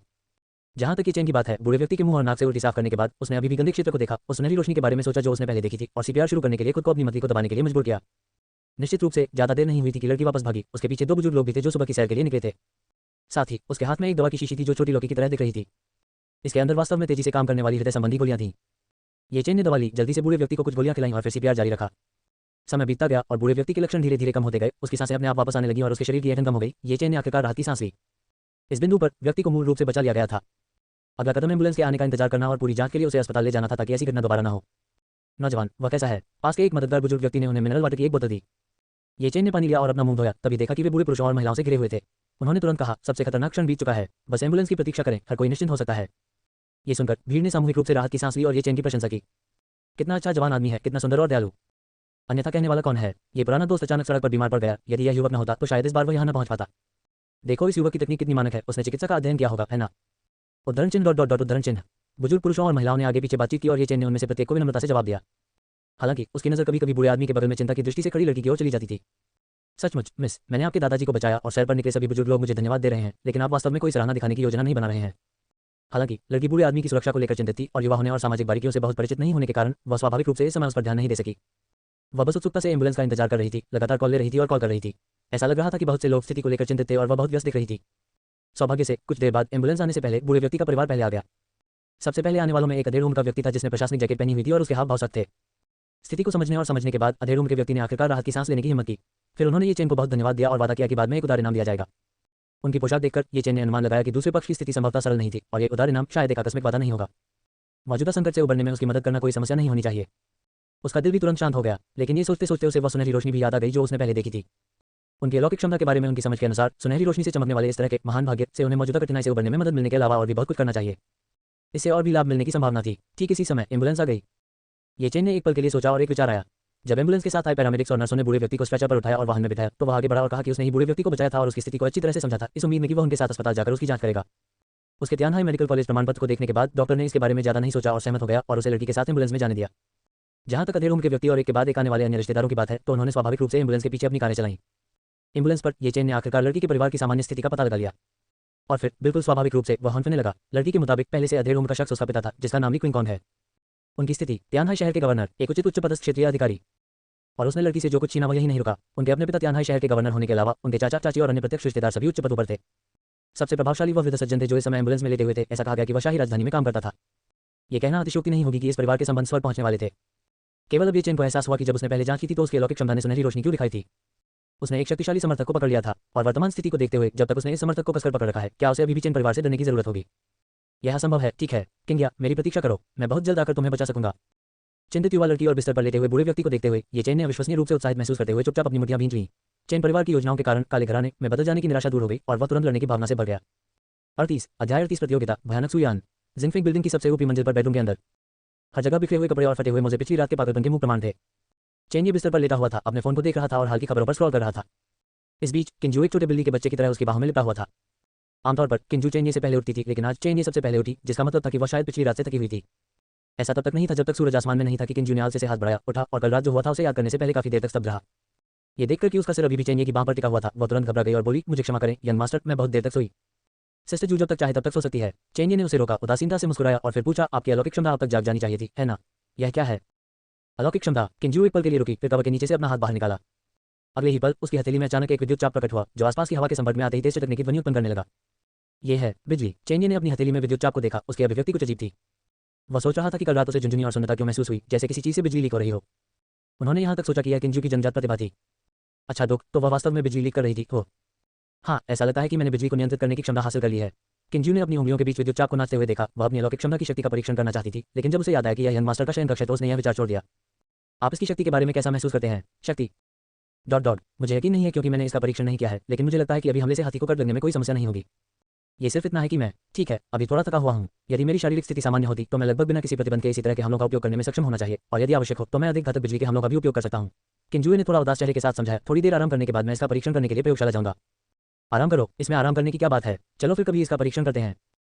हालांकि चेन उसकी ओर देखने के लिए पलटी, यह महसूस करते हुए कि हाथ तेजी से बेचैन हो रहा है। किंजू का चेहरा तुरंत और भी लाल हो गया। सिस्टर जू, कुछ बिजली लीक करने का प्रयास करें। Dot dot dot boom. विशाल इंडोर प्रशिक्षण मैदान के अंदर मांस के टकराने की दांत पीसने की आवाज के साथ किंजू जो रिंग पोस्ट से टकराकर टूट गया था धीरे धीरे जमीन से ऊपर चढ़ गया। उसने मंच पर मौजूद महिला की ओर देखा जो बैंगनी आभा बिखेर रही थी और चेन से जो पीछे से देख रही थी कुछ शर्म के साथ कहा, यंग मास्टर, मैं उसे हरा नहीं सकती। अपनी अलौकिक क्षमता को जागृत करने के बाद उसकी ताकत अब पहले जैसी नहीं रही। चेन द्वारा निर्धारित मानकों का उपयोग करते हुए उसका संविधान 8 अंक के करीब था और उसकी मानसिक शक्ति लगभग 7 अंक थी। किसी ऐसे व्यक्ति के लिए जो अभी जागा हो, ये बिल्कुल शानदार आंकड़े थे। उसकी अलौकिक क्षमता और उसके पहले से ही व्यापक युद्ध अनुभव के साथ आग्नेयास्त्रों का उपयोग किए बिना 100 या उससे अधिक सामान्य लोगों के लिए उसके करीब पहुंचना भी मुश्किल होगा। हालांकि अपनी अलौकिक क्षमता को जागृत करने के बाद उसके आंकड़े आसमान छू रहे थे। किंजू को लगातार 2 झटके लगे थे। एक चेन से आया। हालांकि उन्होंने मार्शल आर्ट कौशल का आदान प्रदान नहीं किया, लेकिन उन्होंने अन्य क्षेत्रों में कौशल का आदान प्रदान किया। तब किंजू को निराशा से पता चला कि भले ही उसने अपनी अलौकिक क्षमता को जागृत कर लिया था, फिर भी वह अपने यंग मास्टर के लिए कोई मुकाबला नहीं कर पाया और उसे बुरी तरह पीटा गया। दूसरी बार स्वाभाविक रूप से भूमिगत प्रयोगशाला में बंद इस राक्षस सुयान से आया था। इस महिला में अभी भी कोई अलौकिक क्षमता जागृत नहीं हुई थी, लेकिन उसका शरीर ही सबसे मजबूत अलौकिक क्षमता जैसा था। चेन द्वारा निर्धारित मानकों का उपयोग करते हुए सुयान के संविधान और मानसिक शक्ति आंकड़े पहले से ही 30 अंक से अधिक होने की संभावना थी। सबसे पहले किंजू थोड़ा आश्वस्त नहीं थी। उसे लग रहा था कि उसके युद्ध के अनुभव और बिजली की अलौकिक क्षमता के साथ सुयान, जिसके पास केवल क्रूर ताकत थी, से निपटने में कोई समस्या नहीं होनी चाहिए। तब उसे पता चला कि यह महिला सुयान एक क्लासिक उच्च स्वास्थ्य उच्च रक्षा प्रकार की थी, जिसके हमले के तरीके सरल और कच्चे थे, वे भी बेहद प्रभावी थे। सुयान के अराजक असंरचित भूसे से कई बार रोने के बाद और यह महसूस करने के बाद कि उसकी बिजली की अलौकिक क्षमता भी अपनी सीमा पर सुयान को थोड़ी सी भी क्षति नहीं पहुंचा सकती, उसने अंततः स्वीकार कर लिया कि वह उसे हराने में पूरी तरह से असमर्थ थी। बेशक ये पूरी तरह से हथियारों का उपयोग किए बिना स्थिति को संदर्भित करता है। यदि हथियारों की अनुमति दी गई तो किंजू को लगा कि उसके पास अभी भी दूर से सुयान पर हमला करने का मौका होगा।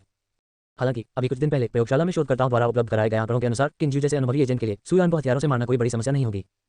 लेकिन कुछ ही दिनों बाद अब भी जब किंजुए ने अपनी अलौकिक क्षमता को जागृत कर लिया था, वह ये कहने की हिम्मत नहीं कर रही थी कि वह निश्चित रूप से सुयान से निपट सकती है, यहाँ तक कि हथियारों से भी। इसमें कोई मदद नहीं कर रहा था। इस महिला की विकास दर बहुत तेज थी। कुछ समय बाद किंजू ने ये कल्पना करने की भी हिम्मत नहीं की कि वह किस स्तर तक बढ़ जाएगी। वैसे भी मौजूदा स्तर पर भूमिगत प्रयोगशाला के शोधकर्ताओं के अनुसार वह छोटा कमरा, जिसे अनगिनत बार सुदृढ़ किया गया था, अब सुयान को नहीं रख सकता। इस बार ऐसा इसलिए था क्योंकि चेनिये ने प्रयोगशाला द्वारा भेजे गए सुदृढ़ीकरण अनुरोध को देखा था कि वह विशेष रूप से किंजू को देखने के लिए नीचे लाया था और अचानक किंजू को सुयान के साथ झगड़ा करने दिया। परिणाम स्वाभाविक रूप से बिना बताए चला गया। उदास होने की कोई जरूरत नहीं है, अलौकिक क्षमताएं हमेशा धीरे धीरे मजबूत होती जाएंगी। चेनिये इस बात की बिल्कुल भी परवाह न करते हुए मुस्कुराए। यह अजीब होगा अगर किंजुए सुयान को हरा सके। आखिरकार ये सिस्टम द्वारा प्रमाणित एक प्रलय का दिन वर्जित था, एक अस्तित्व जिसे मौत की बेटी के रूप में जाना जाता है। यदि कुछ भी अप्रत्याशित नहीं हुआ तो वह प्रलय के दिन में असीमित नरसंहार को भड़का देगी और यहाँ तक कि प्रलय के दिन के बाद क्षमता उपयोगकर्ताओं के पास भी उससे निपटने का कोई रास्ता नहीं होगा। वर्तमान किंजू की तो बात ही छोड़ दें। जैसे ही वह बोला, चेनिये ने आसानी से रिंग में छलांग लगा दी, अपने सामने आकर्षक और सुंदर सुयान को देखा और मुस्कुराया। चलो एक पल। सुयान ने अपनी बैंगनी पुतलियों से उसे कई बार देखा, फिर कहा, तुम मुझसे अधिक मजबूत हो, लेकिन फिर भी तुम मुझे नहीं हरा सकते। वह बिल्कुल सच कह रही थी। आखिरकार केवल आंकड़ों को देखते हुए उसके दोनों आंकड़े 30 से अधिक थे, जबकि चेनिये की वर्तमान में केवल मानसिक शक्ति 20 से अधिक थी। वह बहुत पीछे था। हालांकि चेनिये को विश्वास नहीं था कि निम्न आंकड़े होने का मतलब यह है कि वह निश्चित रूप से प्रतिद्वंद्वी नहीं होंगे। तथ्य यह है कि अलौकिक क्षमताओं की ताकत में मतभेद थे। इसका मतलब यह था कि क्षमता उपयोगकर्ताओं के बीच लड़ाई निश्चित रूप से केवल इन दो आंकड़ों को देखने के बारे में नहीं थी, संविधान और मानसिक शक्ति। सुयान ने अभी तक कोई शक्तिशाली अलौकिक क्षमता प्रदर्शित नहीं की थी और चेनिये, उनका मानना था कि उनकी अपनी अलौकिक क्षमता की ताकत काफी अच्छी होनी चाहिए। मैं तुम्हें हरा सकता हूं या नहीं, मुझे यह पता लगाने की कोशिश करनी होगी। चेनिये ने मुस्कुराते हुए उसे इशारा किया। यदि आप जीते हैं तो मैं आपका एक अनुरोध स्वीकार कर सकता हूं। मुझे खून चाहिए, तुम्हारा। अच्छा, बूम। चेनिये की मंजूरी मिलने के बाद खून की लालसा तुरंत सुयान की आंखों में आ गई और वह रिंग फ्लोर पर गिर पड़ी। मिश्रित सामग्री से बने सख्त फर्श को उसके द्वारा सीधे एक बड़े गड्ढे में गिरा दिया गया था और सुयान ने खुद तोप के गोले की तरह चेनिये की ओर गोली चलाई। 39 अध्याय 39 आमने सामने का टकराव। अच्छा, आक्रामक सुयान का सामना करते हुए चेनिये की आंखें सिकुड़ गईं। उसकी हथेली से हल्की सी हवा में लाल रंग की ज्वाला भड़क उठी, जो तुरंत एक विशाल आग के गोले में बदल गई। अगले ही पल आग का गोला पारा की तरह जमीन पर गिर गया और आग की लपटें मानो जीवित हों तुरंत फैल गईं, उसके शरीर के हर कोने को घेर लिया। आग की लपटों में घिरे चेनिये की ताकत तुरंत बढ़ गई, जो कि उनके 18 वर्ष से अधिक के शरीर द्वारा सामान्य रूप से प्रदर्शित की जा सकने वाली सीमा से कहीं अधिक थी। उसी समय चेनिये की आंखों में सुनहरी रोशनी की चमक चमक उठी। सुयान की गति, जो इतनी तेज थी कि वह मुश्किल से प्रतिक्रिया कर सका, तुरंत उसकी आंखों के सामने धीमी हो गई। अपने दाहिने पैर से पीछे हटते हुए चेनिये ने बड़ी चतुराई से सुयान के क्रूर हमले को आसानी से चकमा दे दिया। सुयान को स्पष्ट रूप से युद्ध का बहुत कम अनुभव था, वह पूरी तरह से वृत्ति पर निर्भर थी। उसने यह नहीं सोचा था कि अगर उसका हमला चूक गया तो क्या करना है, और अब उसका शरीर हवा में लटक गया था, उसके पास कोई फायदा नहीं था। वह केवल असहाय होकर देख सकती थी कि चेनिये ने उसे चकमा देने के बाद सांप की तरह अपना लौ से घिरा हाथ बाहर निकाला और उसकी कलाई पकड़ ली। इसके तुरंत बाद सुयान को चक्कर आने का एहसास हुआ और फिर उसे जोर से जमीन पर पटक दिया गया। उसकी पीठ में दर्द होने लगा। ये चेनिये थी जो उसके खिलाफ अपनी ही गति का उपयोग कर रही थी। उसका हाथ पकड़कर उसे इधर उधर घुमाने के बाद उसने उसे सीधे अखाड़े के मंच पर पटक दिया। बल इतना अधिक था कि इसने न केवल अखाड़े के मंच को चकनाचूर कर दिया, बल्कि इसके नीचे कठोर फर्श की टाइलों में एक बड़ा गड्ढा भी बना दिया, जिसमें दरारें मकड़ी के जाले की तरह फैल गई। आसपास के 10 मीटर तक एक भी साबुत फर्श टाइल नहीं मिली। फुफकार, सभी दर्शक एक स्वर में हौंकने लगे। भूमिगत प्रयोगशाला में शोधकर्ता मूल रूप से विशेष क्राउन वायरस और संबंधित व्युत्पन्न घटनाओं का अध्ययन कर रहे थे। वायरस द्वारा उत्परिवर्तित क्षमता वाले उपयोगकर्ता स्वाभाविक रूप से उनकी सर्वोच्च प्राथमिकता थे। ये सुनकर कि एक क्षमता उपयोगकर्ता सन की सुयान के साथ बहस करने वाला था, वे स्वाभाविक रूप से चारों ओर इकट्ठा हो गए। सबसे पहले ये देखकर कि एक क्षमता उपयोगकर्ता किंजुए सुयान को हराने में पूरी तरह से असमर्थ था, शोधकर्ताओं के समूह को बहुत आश्चर्य नहीं हुआ। आखिरकार वे सुयान को बहुत अच्छी तरह से जानते थे। इस महिला की वर्तमान ताकत उसके नंगे हाथों से एक टैंक को तोड़ने के लिए पर्याप्त थी, इसलिए एक क्षमता उपयोगकर्ता के साथ निपटना जो अभी अभी जागा था, स्वाभाविक रूप से आसान था। हालांकि सुयान, जिसे वे सभी आंकड़ों के आधार पर गैरमानवीय मानते थे, वास्तव में एक ही चाल में उनके बड़े बॉस द्वारा वश में कर लिया गया था। ये काफी चौंकाने वाला था। वहाँ एक और विशेषज्ञ है। हालांकि आश्चर्यचकित शोधकर्ताओं के विपरीत इसमें शामिल व्यक्ति के रूप में चेनिये को नहीं लगा कि उसने वास्तव में सुयान को वश में कर लिया है। औरत को धीरे धीरे उठते हुए देखकर जैसे कुछ हुआ ही न हो, उसकी आंखें गंभीरता से भर गईं। अभी उस झटके ने संभवतः एक हाथी को मांस के पेस्ट में बदल दिया होगा, फिर भी सुयान की त्वचा पर एक करोंच तक नहीं आई। उसकी शारीरिक दृढ़ता एक बेतुके स्तर पर पहुंच गई थी, जो उसके वर्तमान में प्रदर्शित शारीरिक आंकड़ों से कहीं अधिक थी। इसका मतलब यह था कि सुयान या तो जानबूझकर पिछले परीक्षणों में अपनी ताकत छिपा रही थी, या उसके शरीर में कोई रहस्य था। इससे कोई फर्क नहीं पड़ता कि आपने इसे कैसे देखा। इस व्यक्ति ने स्पष्ट रूप से पहले किंजू के साथ प्रतिस्पर्धा करते समय अपनी पूरी ताकत का उपयोग नहीं किया था। उसने शायद अपनी शक्ति का 2 या 3% भी उपयोग नहीं किया होगा। ये सचमुच दुखदायी है। सुयान धीरे धीरे जमीन से ऊपर चढ़ी। हालांकि उसने कहा कि इसे दर्द होता है। उसकी मंत्रमुग्ध कर देने वाली पुतियां स्पष्ट रूप से उत्तेजना से चमक उठी। दोबारा, इससे पहले कि शब्द फीके पड़े, वह हवा का एक धमाका करते हुए जहां खड़ी थी वहां से गायब हो गई और तुरंत चेनिये के सामने आ गई। चेनिये की आवाज सुनने से पहले ही वह आ चुकी थी। ध्वनि अवरोधक गति को तोड़ना। चेनिये की अभिव्यक्ति गंभीर थी। यदि उसकी अलौकिक क्षमता में वृद्धि नहीं होती तो वह सुयान की गतिविधियों को भी नहीं देख पाता। लेकिन वृद्धि के साथ भी इसे देखने का मतलब यह नहीं था कि उसका शरीर चकमा देने के लिए समय पर प्रतिक्रिया कर सकता है। उसे इसे सीधे तौर पर लेना था। धरती लपटों में लिपटी एक मुट्ठी सीधे सुयान की मुट्ठी की ओर लगी, जो बैंगनी रंग की चमक से ढकी हुई थी। बूम! हवा का एक भयानक विस्फोट पूरे प्रशिक्षण कक्ष में फैल गया और अखाड़ा, जो पहले से ही खंडहर हो चुका था, पूरी तरह से उड़ गया। किंजुए, जो अंदर से देख रही थी, मदद नहीं कर सकी, लेकिन अपना चेहरा बचाने के लिए अपना हाथ उठाया। बाहर से देख रहा शोधकर्ताओं का समूह और भी चौंका। ये किस तरह की शक्ति है? सुयान की ताकत इतनी अधिक है, फिर तार्किक रूप से कहें तो उस कमरे को लंबे समय तक उसे रोकने में समर्थ होना चाहिए था। उसने भागने की कोशिश क्यों नहीं की? हे, यदि यंग मास्टर पिछली बार निर्देश देने के लिए नीचे नहीं आया होता और ये देखते हुए कि आप में से कुछ ने उसके साथ पहले कैसा व्यवहार किया होता, तो वह शायद बहुत पहले ही अपने पिंजरे से बाहर निकल गई होती और हत्या की ओर में चली गई होती। यंग मास्टर को उनकी दूरदर्शिता के लिए धन्यवाद। ऐसी प्रायोगिक सामग्री वास्तव में दुर्लभ है और इसे प्राप्त करना कठिन है। इसके बारे में सोचो भी मत। हमारी प्रयोगशाला उसकी वर्तमान ताकत को रोक नहीं सकती। क्या तुम्हें लगता है कि यंग मास्टर उसे यहीं रहने देगा? अगर मुझे भीख भी मांगनी पड़े तो ये बुरा आदमी यंग मास्टर से मुझे कुछ प्रयोगात्मक सामग्री देने की भीख मांगेगा। रुको, आप जिस प्रायोगिक सामग्री के बारे में बात कर रहे हैं, आपका मतलब यंग मास्टर से नहीं है ना? कितना साहसी! उद्धरण चिन्ह डॉट डॉट डॉट उद्धरण चिन्ह। दर्शकों की चर्चाओं के बीच प्रशिक्षण कक्ष में चल रही नोकझोंक आखिरकार अपने अंजाम तक पहुंची। जबकि सुयान की शक्ति अचानक प्रस्फुटित हुई, वह भयानक थी। अंततः ये चेन्नई की अलौकिक क्षमता से थोड़ी हीन थी। सॉवरेन फायर की वृद्धि के तहत चेन्नई की ताकत सुयान से कमतर नहीं थी, जिसका शारीरिक डेटा उससे कहीं अधिक था और वास्तव में यह उससे भी बेहतर था। उसने ताकत के शुद्ध संघर्ष में सुयान को पूरी तरह से हरा दिया, उसे जमीन पर पटक दिया और पीस डाला। साथ ही सर्वभस्म करने वाली सॉवरेन फायर ने सुयान के कठोर भौतिक शरीर को भी काफी नुकसान पहुंचाया।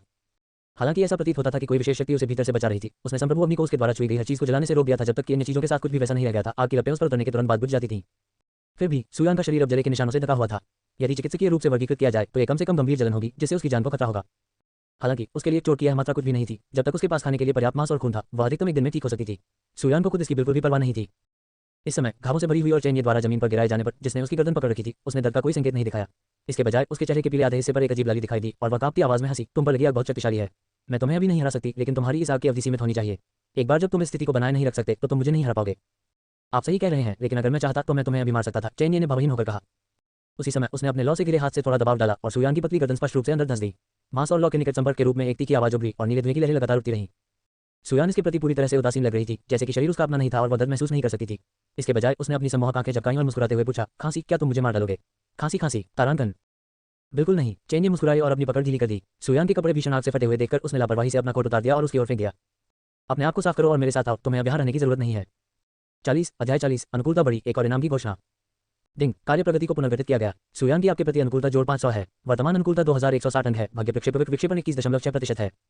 सिस्टम से आने वाली अधिसूचना को देखते हुए चेन्नई ने भौहें उठाई। वह बहुत आश्चर्यचकित नहीं था। दरअसल पिछले कुछ दिनों में उनके आदेशों के बाद सुयान के प्रति पूरी बेसमेंट प्रयोगशाला का रवैया पहले की तुलना में काफी बदल गया था। सुयान इस बारे में भी बहुत स्पष्ट थी कि यह बदलाव किसने लाया था, इसलिए वह उसे लगातार अनुकूलता अंक प्रदान कर रही थी। हालांकि हर बार यह केवल कुछ दर्जन अंक थे। इतने लंबे समय के बाद वे 1000 से अधिक तक जमा हो गए थे। आज के 500 अंकों को जोड़ने पर इस बार ये 2000 के आंकड़े को तोड़ चुका था और भाग्य प्रक्षेपण का विक्षेपण भी 20% से अधिक हो गया था। हालांकि जबकि चेन्नई इसे आश्चर्यचकित नहीं थे, सिस्टम की अगली अधिसूचना ध्वनि ने उन्हें आश्चर्यचकित कर दिया। डिंग, मेजबान ने सुयान के भाग्य पथ को मोड़ने में चरणबद्ध प्रगति हासिल की है। इनाम, विशेष धातु युद्ध ब्लेड। विशेष धातु युद्ध ब्लेड विशेष क्राउन वायरस एक अत्यंत अनोखा वायरस है। यह न केवल जानवरों और पौधों को संक्रमित और उत्परिवर्तित कर सकता है, बल्कि यह निर्जीव धातु सहित दुनिया में हर चीज को नष्ट कर सकता है। भविष्य के शोधकर्ताओं ने नष्ट हुई धातु या स्मसों का अध्ययन करते हुए एक अत्यंत दुर्लभ उत्परिवर्तित धातु की खोज की। ये धातु सभी अलौकिक क्षमताओं के लिए एक उत्कृष्ट संवाहक है, लेकिन इसमें एक क्षमता उपयोगकर्ता के मांस और रक्त के खिलाफ आश्चर्यजनक विनाशकारी शक्ति है। यह हथियार बनाने के लिए एक उत्कृष्ट सामग्री है, विशेष रूप से एक योग्यता उपयोगकर्ता के लिए, और इसकी खोज करने वाले पहले वैज्ञानिक द्वारा इसे विशेष धातु नाम दिया गया था। विशेष धातु से बने हथियार एक क्षमता उपयोगकर्ता की युद्ध शक्ति को काफी हद तक बढ़ा सकते हैं और कुछ ऐसा है जो एक क्षमता उपयोगकर्ता प्रलय के दिन में सपना देखता है। हालांकि प्रलय के दशकों के बाद भी जब विशेष क्राउन वायरस ने दुनिया के अधिकांश हिस्सों को नष्ट कर दिया है, विशेष धातु बेहद दुर्लभ है और इसे बने हथियार मिलना मुश्किल है। चेन्नई को पहले एक इनाम मिला था जब उन्होंने पहली बार सुयान से 10 अनुकूलता अंक प्राप्त किए थे, जिससे उनके भाग्य प्रक्षेपक में 0.1% की गिरावट आई थी। इसके बाद वहां और कुछ नहीं था। उस समय उन्होंने सोचा कि सिस्टम केवल शुरुआत में ही पुरस्कार देता है और अगले पुरस्कार के लिए शायद इस कार्य के पूरा होने तक इंतजार करना होगा। उन्हें उम्मीद नहीं थी कि अब वह प्रगति 20% से अधिक हो गई। एक और प्रगति आ गई और यह इनाम। चेन्नई ने सिस्टम पैनल में बेहद खूबसूरत टैंक तलवार को गहराई से देखा और सोच में पड़ गई। सिस्टम के विवरण के अनुसार ये चीज विशेष रूप से क्षमता उपयोगकर्ता के उपयोग के लिए बनाया गया एक हथियार है। इससे उसकी युद्ध शक्ति में उल्लेखनीय वृद्धि होने की संभावना है। ये सोचते हुए वह सुयान पर नजर डालने से खुद को नहीं रोक सका। ये लड़की सचमुच एक भाग्यशाली सितारा है। जब वह पहली बार आई तो सिस्टम ने उसे वायरस प्रतिरक्षा संविधान से पुरस्कृत किया। इस संविधान और सुयान पर सुपर वायरस पर भरोसा करते हुए उन्होंने सफलतापूर्वक अपनी अलौकिक क्षमता को जागृत किया। इस बार उसने उससे विशेष रूप से एक क्षमता उपयोगकर्ता के लिए एक हथियार प्राप्त किया, जिससे उसकी युद्ध शक्ति में काफी वृद्धि हुई। यह मृत्यु की पुत्री नहीं है, वह स्पष्ट रूप से भाग्य की देवी है। तुम मुझे क्यों देखते रहते हो? तुम अचानक अपनी बात से मुकर नहीं रहे हो, है ना? सुयान की कुछपूर्ण आवाज ने विचलित चेन्नई को वापस होश में ला दिया। उसके चेहरे पर चिंतित भाव देखकर चेन्नई ने मुस्कुराते हुए कहा, मैं स्वाभाविक रूप से अपने शब्दों से पीछे नहीं हटूंगा, लेकिन अगर आप बाहर जाना चाहते हैं तो आपको कुछ शर्तों पर सहमत होना होगा। मुझे बताओ। सुयान ने जो कपड़े उसे दिए थे उन्हें कस लिया। सबसे पहले हमारे बाहर जाने के बाद आपको मेरी बात सुननी होगी। आप इधर उधर भाग नहीं सकते हैं और आपको अपनी इच्छा से लोगों को चोट पहुंचाने या काटने की अनुमति नहीं है। आप सबसे अच्छी तरह से जानते हैं कि वायरस आप पर कितना भयानक है। मुझे लगता है कि सुशीसु नहीं चाहती कि आपकी वजह से दुनिया एक मृत क्षेत्र बन जाए, है ना? सुयान पर वायरस अब हवा के माध्यम से नहीं फैलता है, इसलिए उसे बाहर निकालना हानिरहित था। बात सिर्फ इतनी है कि हवा में नहीं फैलने का मतलब यह नहीं है कि इन वायरस की तीव्रता कम हो गई है। इसके विपरीत उसके द्वारा फैलाया गया वायरस शायद उस समय की तुलना में कहीं अधिक भयानक था जब सुचेन ने पहले खुद को काटा था। वर्तमान में बाहर वायरस से संक्रमित होने वाले सामान्य लोगों के पास अभी भी आधे महीने या 1 महीने की ऊष्मायन अवधि होती है और समय आने पर ही इसका प्रकोप होता है। फैलने के बाद बहुत से लोग ऐसे होंगे जो न तो एबिलिटी यूजर बन पाएंगे और न ही संक्रमित होंगे, आम लोग ही रह जाएंगे। जब वास्तव में प्रलय का दिन आएगा तो विशेष क्राउन वायरस की सांद्रता उन लोगों की उत्परिवर्तन गति को तेज कर देगी जो संक्रमित होंगे और राक्षसों में बदल जाएंगे और ऊष्मायन अवधि जैसी कोई चीज नहीं होगी। सामान्य लोग सामान्य व्यक्ति ही रहेंगे और एक योग्यता उपयोगकर्ता ही रहेगा। जहां तक सुयान पर वायरस का सवाल है, वर्तमान चरण में उन लोगों के अलावा जो पहले से ही एक क्षमता उपयोगकर्ता हैं, यहां तक कि वे लोग जो सामान्य वायरस से संक्रमित होने के बाद मूल रूप से एक क्षमता उपयोगकर्ता के रूप में विकसित हो सकते हैं, उसके वायरस के संपर्क में आने पर सीधे राक्षसों में बदल जाएंगे। केवल वही लोग इसका सामना कर सकते हैं जिन्होंने पहले से ही अलौकिक क्षमता प्राप्त कर ली है। दूसरे शब्दों में वह एक सुपर वायरस क्वीन है। चेन्ई को यहां तक महसूस हुआ कि अगर उसे कुछ समय और विकसित होने दिया गया तो शायद एक कमजोर क्षमता वाला उपयोगकर्ता भी उस पर वायरस का सामना करने में सक्षम नहीं होगा। लेकिन सौभाग्य से इस वायरस रानी के पास वर्तमान में वायरस फैलाने के सीमित साधन हैं। जब तक वह सक्रिय रूप से लोगों को नहीं काटती है, तब तक वह वास्तव में अधिकांश वायरस संक्रमित व्यक्तियों की तुलना में आम लोगों के लिए अधिक सुरक्षित है। इसलिए जब तक वह आज्ञाकारी है, उसे पालने में कोई समस्या नहीं है। ये सुनकर सुयान ने सिर हिलाया। ठीक है, दूसरी बात यह है कि हमारे बाहर जाने के बाद यदि प्रयोगशाला को कोई आवश्यकता है तो आपको अनुसंधान में सहयोग करने के लिए अपना सर्वश्रेष्ठ प्रयास करना चाहिए। बेशक कोई अत्यधिक शोध नहीं होगा, अधिक से अधिक ये बस कभी कभार आपसे कुछ वायरस के नमूने लेगा। चेन्ई ने दूसरी आवश्यकता सामने रखी। सुयान को स्वाभाविक रूप से इससे कोई समस्या नहीं थी, वैसे भी हर दिन प्रयोगशाला में रहना एक ही बात थी। हम एक आखिरी बात, कभी कभी मुझे कुछ लोगों को मारने में मदद के लिए आपकी जरूरत पड़ सकती है। चेन्ई ने अंतिम आवश्यकता बताई। लोगों को मार। सुयान न केवल निडर थी बल्कि उसकी आंखों में उत्साह की झलक भी झलक रही थी। वह झट से बोली, तो फिर मेरी भी एक रिक्वेस्ट है। बोलना, अगर यह कोई एबिलिटी यूज है तो उन्हें मारने के बाद लाश को संभालने के लिए मुझे सौंप दो। चेन्ई एक पल के लिए स्तब्ध रह गए। उसकी आंखों में खून की प्यास देखकर वह रुका और निर्णायक रूप से कहा, नहीं। क्यों? मरे हुए लोग आपके किसी काम के नहीं हैं? सुयान ने हैरान होकर पूछा। ये सुनकर आग की लपटों ने तुरंत चेन्ई के शरीर को ढक लिया। एक पल में वह सुयान के सामने आया, उसका चेहरा पकड़ लिया और ठंडे स्वर में कहा, मैं केवल एक बार यह कहूंगा, लोगों को मत खाओ। इस लड़की के उत्परिवर्तन के बाद वह बेहद खून की प्यासी हो गई और सहज रूप से कच्चा मांस खाना पसंद करने लगी। चूंकि उसने तुरंत लाशें मांगी, चेन्ई ने स्वाभाविक रूप से मान लिया कि वह लोगों को खाना चाहती थी। आखिरकार उसे एक उचित क्षमता वाला उपयोगकर्ता नहीं बल्कि एक अर्ध संक्रमित माना जा सकता है। प्रयोगशाला में बहुत सारे वास्तविक संक्रमित थे। वे चीजें पहले से ही पूरी तरह से मानवीय राक्षस थीं। उनमें और फिल्मों के जॉम्बीज के बीच सबसे बड़ा अंतर यह था कि उनमें अधिक ताकत और तेज गति थी, जो आम लोगों के लिए अधिक खतरा पैदा करती थी। संक्रमित लोगों के लिए लोगों को खाना कोई असामान्य बात नहीं थी। बीच बीच में संक्रमित लोग बाहर दिखने भी लगे थे, लेकिन अधिकारियों ने इस खबर को दबा दिया था। चैन परिवार के लिए यह जानकारी प्राप्त करना निश्चित रूप से कठिन नहीं था। इन संक्रमित लोगों के कारण हुई घटनाओं की केस फाइलों में उनमें से लगभग हर एक ने कितने लोगों को खाया था, ये दर्ज किया गया था। सुयान और इन संक्रमित लोगों के बीच सबसे बड़ा अंतर यह था कि उसके पास अधिक ताकत थी और वह कुछ हद तक प्रसन्नता बनाए रख सकती थी। इसलिए चेन्ई वास्तव में बहुत आश्चर्यचकित नहीं थी कि वह लोगों को खाना चाहती थी, या यहाँ तक कि एक क्षमता उपयोगकर्ता को भी। लोगों को खाओ। सुयान एक पल के लिए स्पष्ट रूप से स्तब्ध रह गई, फिर उसने झुंझलाहट में चेन्ई का हाथ थप्पड़ मार दिया। किसने कहा कि मैं लोगों को खाना चाहती हूँ? मुझे केवल खून चाहिए। एक क्षमता उपयोगकर्ता का खून मेरी ताकत बढ़ा सकता है। 41 अध्याय 41 क्या भोजन अति मानवों की जीवनधारा है? क्या एक योग्यता उपयोगकर्ता का खून आपकी शक्ति बढ़ा सकता है? चेन्ई ने अपनी आंखें सिकोड़ लीं और अपना जलता हुआ हाथ छोड़ दिया।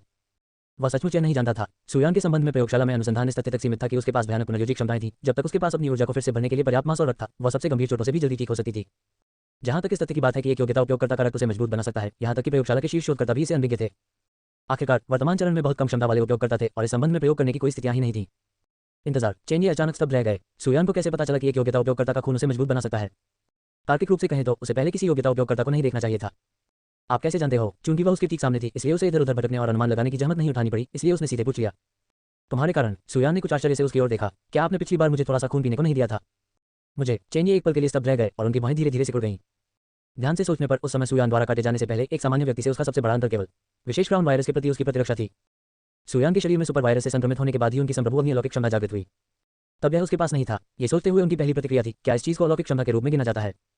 लेकिन वह जल्दी ही होश में आ गया। उसे एहसास हुआ कि उसने शायद सिस्टम द्वारा दिए गए पहले इनाम को कम करके आंका था। यदि वायरस प्रतिरक्षा संविधान वास्तव में एक प्रकार की अलौकिक क्षमता के रूप में गिना जाता है, तो यह संभवतः उतना सरल नहीं था जितना उन्होंने कल्पना की थी। वह आप ही थे? क्या कोई समस्या है? सुयान धीरे धीरे खड़ी हुई, अपने शरीर पर लगी जलन से बेपरवाह लग रही थी और उसने अपनी गर्दन मोड़ ली, जो दबने से थोड़ी असहज महसूस कर रही थी। मुझे भूख लगी है। मैंने पहले ही लोगों से खाना तैयार करवा लिया है। हम थोड़ी देर में ऊपर जाकर खाना खाएंगे। चेन्ई ने अपना सिर हिलाया और फिर प्रशिक्षण कक्ष से बाहर चले गए। जैसे ही वह बाहर निकला, सफेद कोट पहने दो विद्वान बाहर निकले। थोड़े सफेद बाल वाले एक अधेड़ उम्र के व्यक्ति ने जल्दी से कहा, निर्देशक चेन, क्या आप वास्तव में उसे बाहर ले जाने का इरादा रखते हैं? वह जिस वायरस को लेकर आती है उसकी सघनता और विषाक्तता बाहर के वायरस से कहीं अधिक है। एक बार कोई चूक हो जाए। चेन्ई ने उसकी ओर देखा और फिर मुस्कुराया। आपको प्रोफेसर शेन होना चाहिए, है ना? उनके सामने अधेड़ उम्र का व्यक्ति कोई और नहीं बल्कि शेनयांशी के जैविक पिता शेन वांगशी थे। उन्हें पूरे जिया साम्राज्य के चिकित्सा क्षेत्र में एक अग्रणी प्राधिकारी माना जाता था। शेन वांगशी को उम्मीद नहीं थी कि यह सबसे बुजुर्ग युवा मास्टर उसे जानेगा। ये सुनकर उसने तुरंत सिर हिलाया और कहा, यह मैं हूं। मुझे पता है कि प्रोफेसर शेन किन चीजों को लेकर चिंतित हैं, लेकिन प्रोफेसर, आपको यह भी पता होना चाहिए कि उस पर वायरस बहुत खास है और इसकी संचरण स्थितियां सख्त हैं। उसे बाहर निकालने के बाद मैं उस पर सख्ती से लगाम लगाऊंगा ताकि आप निश्चिंत हो सकें। जैसे ही वह बोला, चेन्ई ने अपनी आस्तीन ऊपर चढ़ा ली। ऐसा ही होता है कि मुझे आपसे एक और बात पूछनी है। रक्त की एक ट्यूब निकालने में मेरी मदद करें। मेरा संविधान काफी खास है। इसके बारे में आप भूमिगत अनुसंधान संस्थान के निदेशक जाओ से बाद में पूछ सकते हैं, वह इसके बारे में अधिक जानते हैं। संक्षेप में, सुयान को बाहर निकालने की मामूली बात की तुलना में रक्त की इस नली का आपके शोध के लिए अधिक मूल्य होना चाहिए। खून निकालो। शेन वांगशी ने चेन्ई की कलाई की ओर देखा, फिर उसके पीछे सुयान की ओर देखा। उसकी अभिव्यक्ति झिझक भरी थी। हालांकि इस समय उनके बगल में सफेद बालों वाले एक अन्य बूढ़े विद्वान ने जल्दी से कहा, कोई समस्या नहीं, निश्चित रूप से कोई समस्या नहीं। सुशी सुपर वायरस, जैसा कि सबसे बड़े युवा मास्टर ने कहा, संक्रामकता में बहुत कम है और उसे बाहर निकालने में ज्यादा जोखिम नहीं है। सबसे बुजुर्ग युवा मास्टर, कृपया इस ओर आएं, हम अभी आपका खून निकालेंगे। मजाक कर रहा हूं। सुयान की तुलना में, जिसे उन्होंने बिना समझे इतने लंबे समय तक अध्ययन किया था और जिसे बाद में रिहा होने पर भी खून निकालने में कोई समस्या नहीं होगी। वह इस क्षमता उपयोगकर्ता चेन्ई के रक्त के नमूने को समझना चाहता था, जब से वह पहले लड़ाई देख रहा था। ठीक है। एक क्षण पहले वह अभी भी इस बात को लेकर चिंतित था कि चेन्ई के साथ इस मुद्दे को कैसे उठाया जाए। आखिरकार, चाहे वह चेन्ई हो या उसकी तरफ से किंजुए, अगर वे इसे नहीं देना चाहते तो उसके पास उन्हें मजबूर करने का कोई रास्ता नहीं होता। उन्हें उम्मीद नहीं थी कि चेन्ई वास्तव में इसे स्वेच्छा से सामने लाएंगे।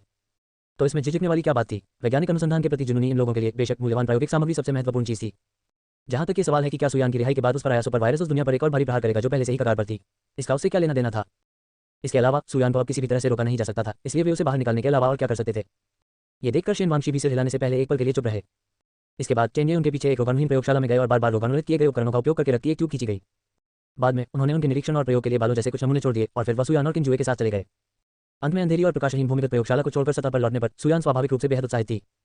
यह मुख्य रूप से उसकी भूख में परिलक्षित होता था। यह व्यक्ति अब सच्चा बड़ा भक्षक बन गया था। व्यंजनों से भरी एक पूरी मेज जिसमें कई भारी मांस के व्यंजन भी शामिल हैं। परिणाम स्वरूप इससे पहले कि चेनिए और किंजुए ने कुछ निवाले खाए, उसने बवंडर की तरह सब कुछ निगल लिया। ऐसा हुआ कि अपनी अलौकिक क्षमताओं को जागृत करने के बाद चेनिए और किंजुए भी अब बड़ी मात्रा में खाने में सक्षम थे। कोई अन्य विकल्प न होने पर उसने बस किसी से पूरी गाय भून वाली।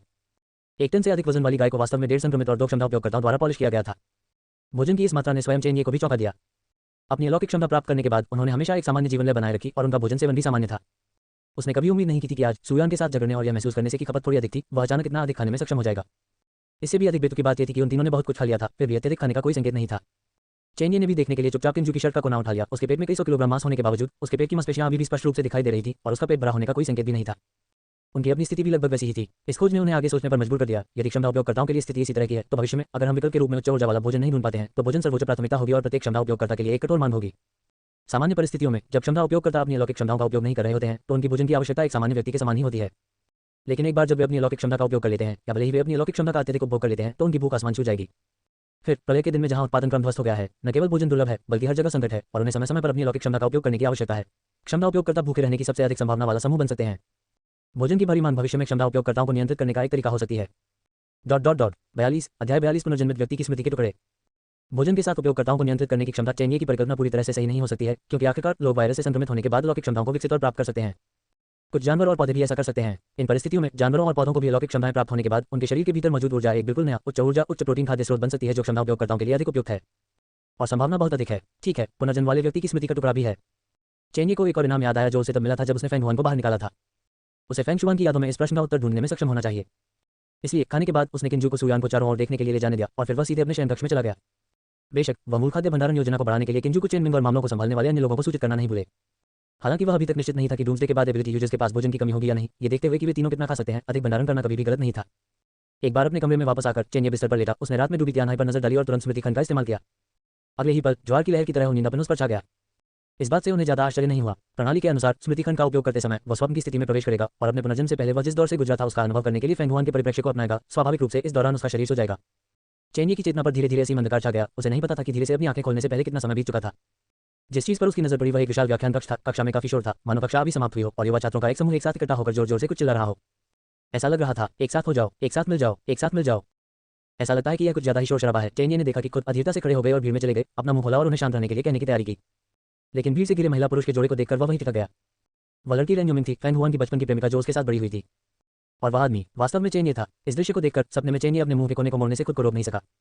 इसमें कोई आश्चर्य नहीं कि उस दिन जब उस बच्चे फेंग हुआन ने उसे होटल के बाहर देखा तो उसने उसे ऐसे देखा जैसे वह उसे जिंदा ही खा जाना चाहता हो। ये पता चला कि पिछले जन्म में उन्होंने इतनी बड़ी दुश्मनी बना ली थी। हालांकि जैसा कि कहा गया, चेनिए थोड़ा हैरान था, क्या वह वास्तव में रेन युमिंग जैसी महिला के सामने अपनी भावनाओं को कबूल करेगा या फिर इसके पीछे कोई और छुपी कहानी थी। अपने संदेहों पर कायम रहते हुए हालांकि उसे लगा कि इस तरह की साजिश थोड़ी घिसी पिटी है, फिर भी वह धैर्यपूर्वक देखता रहा।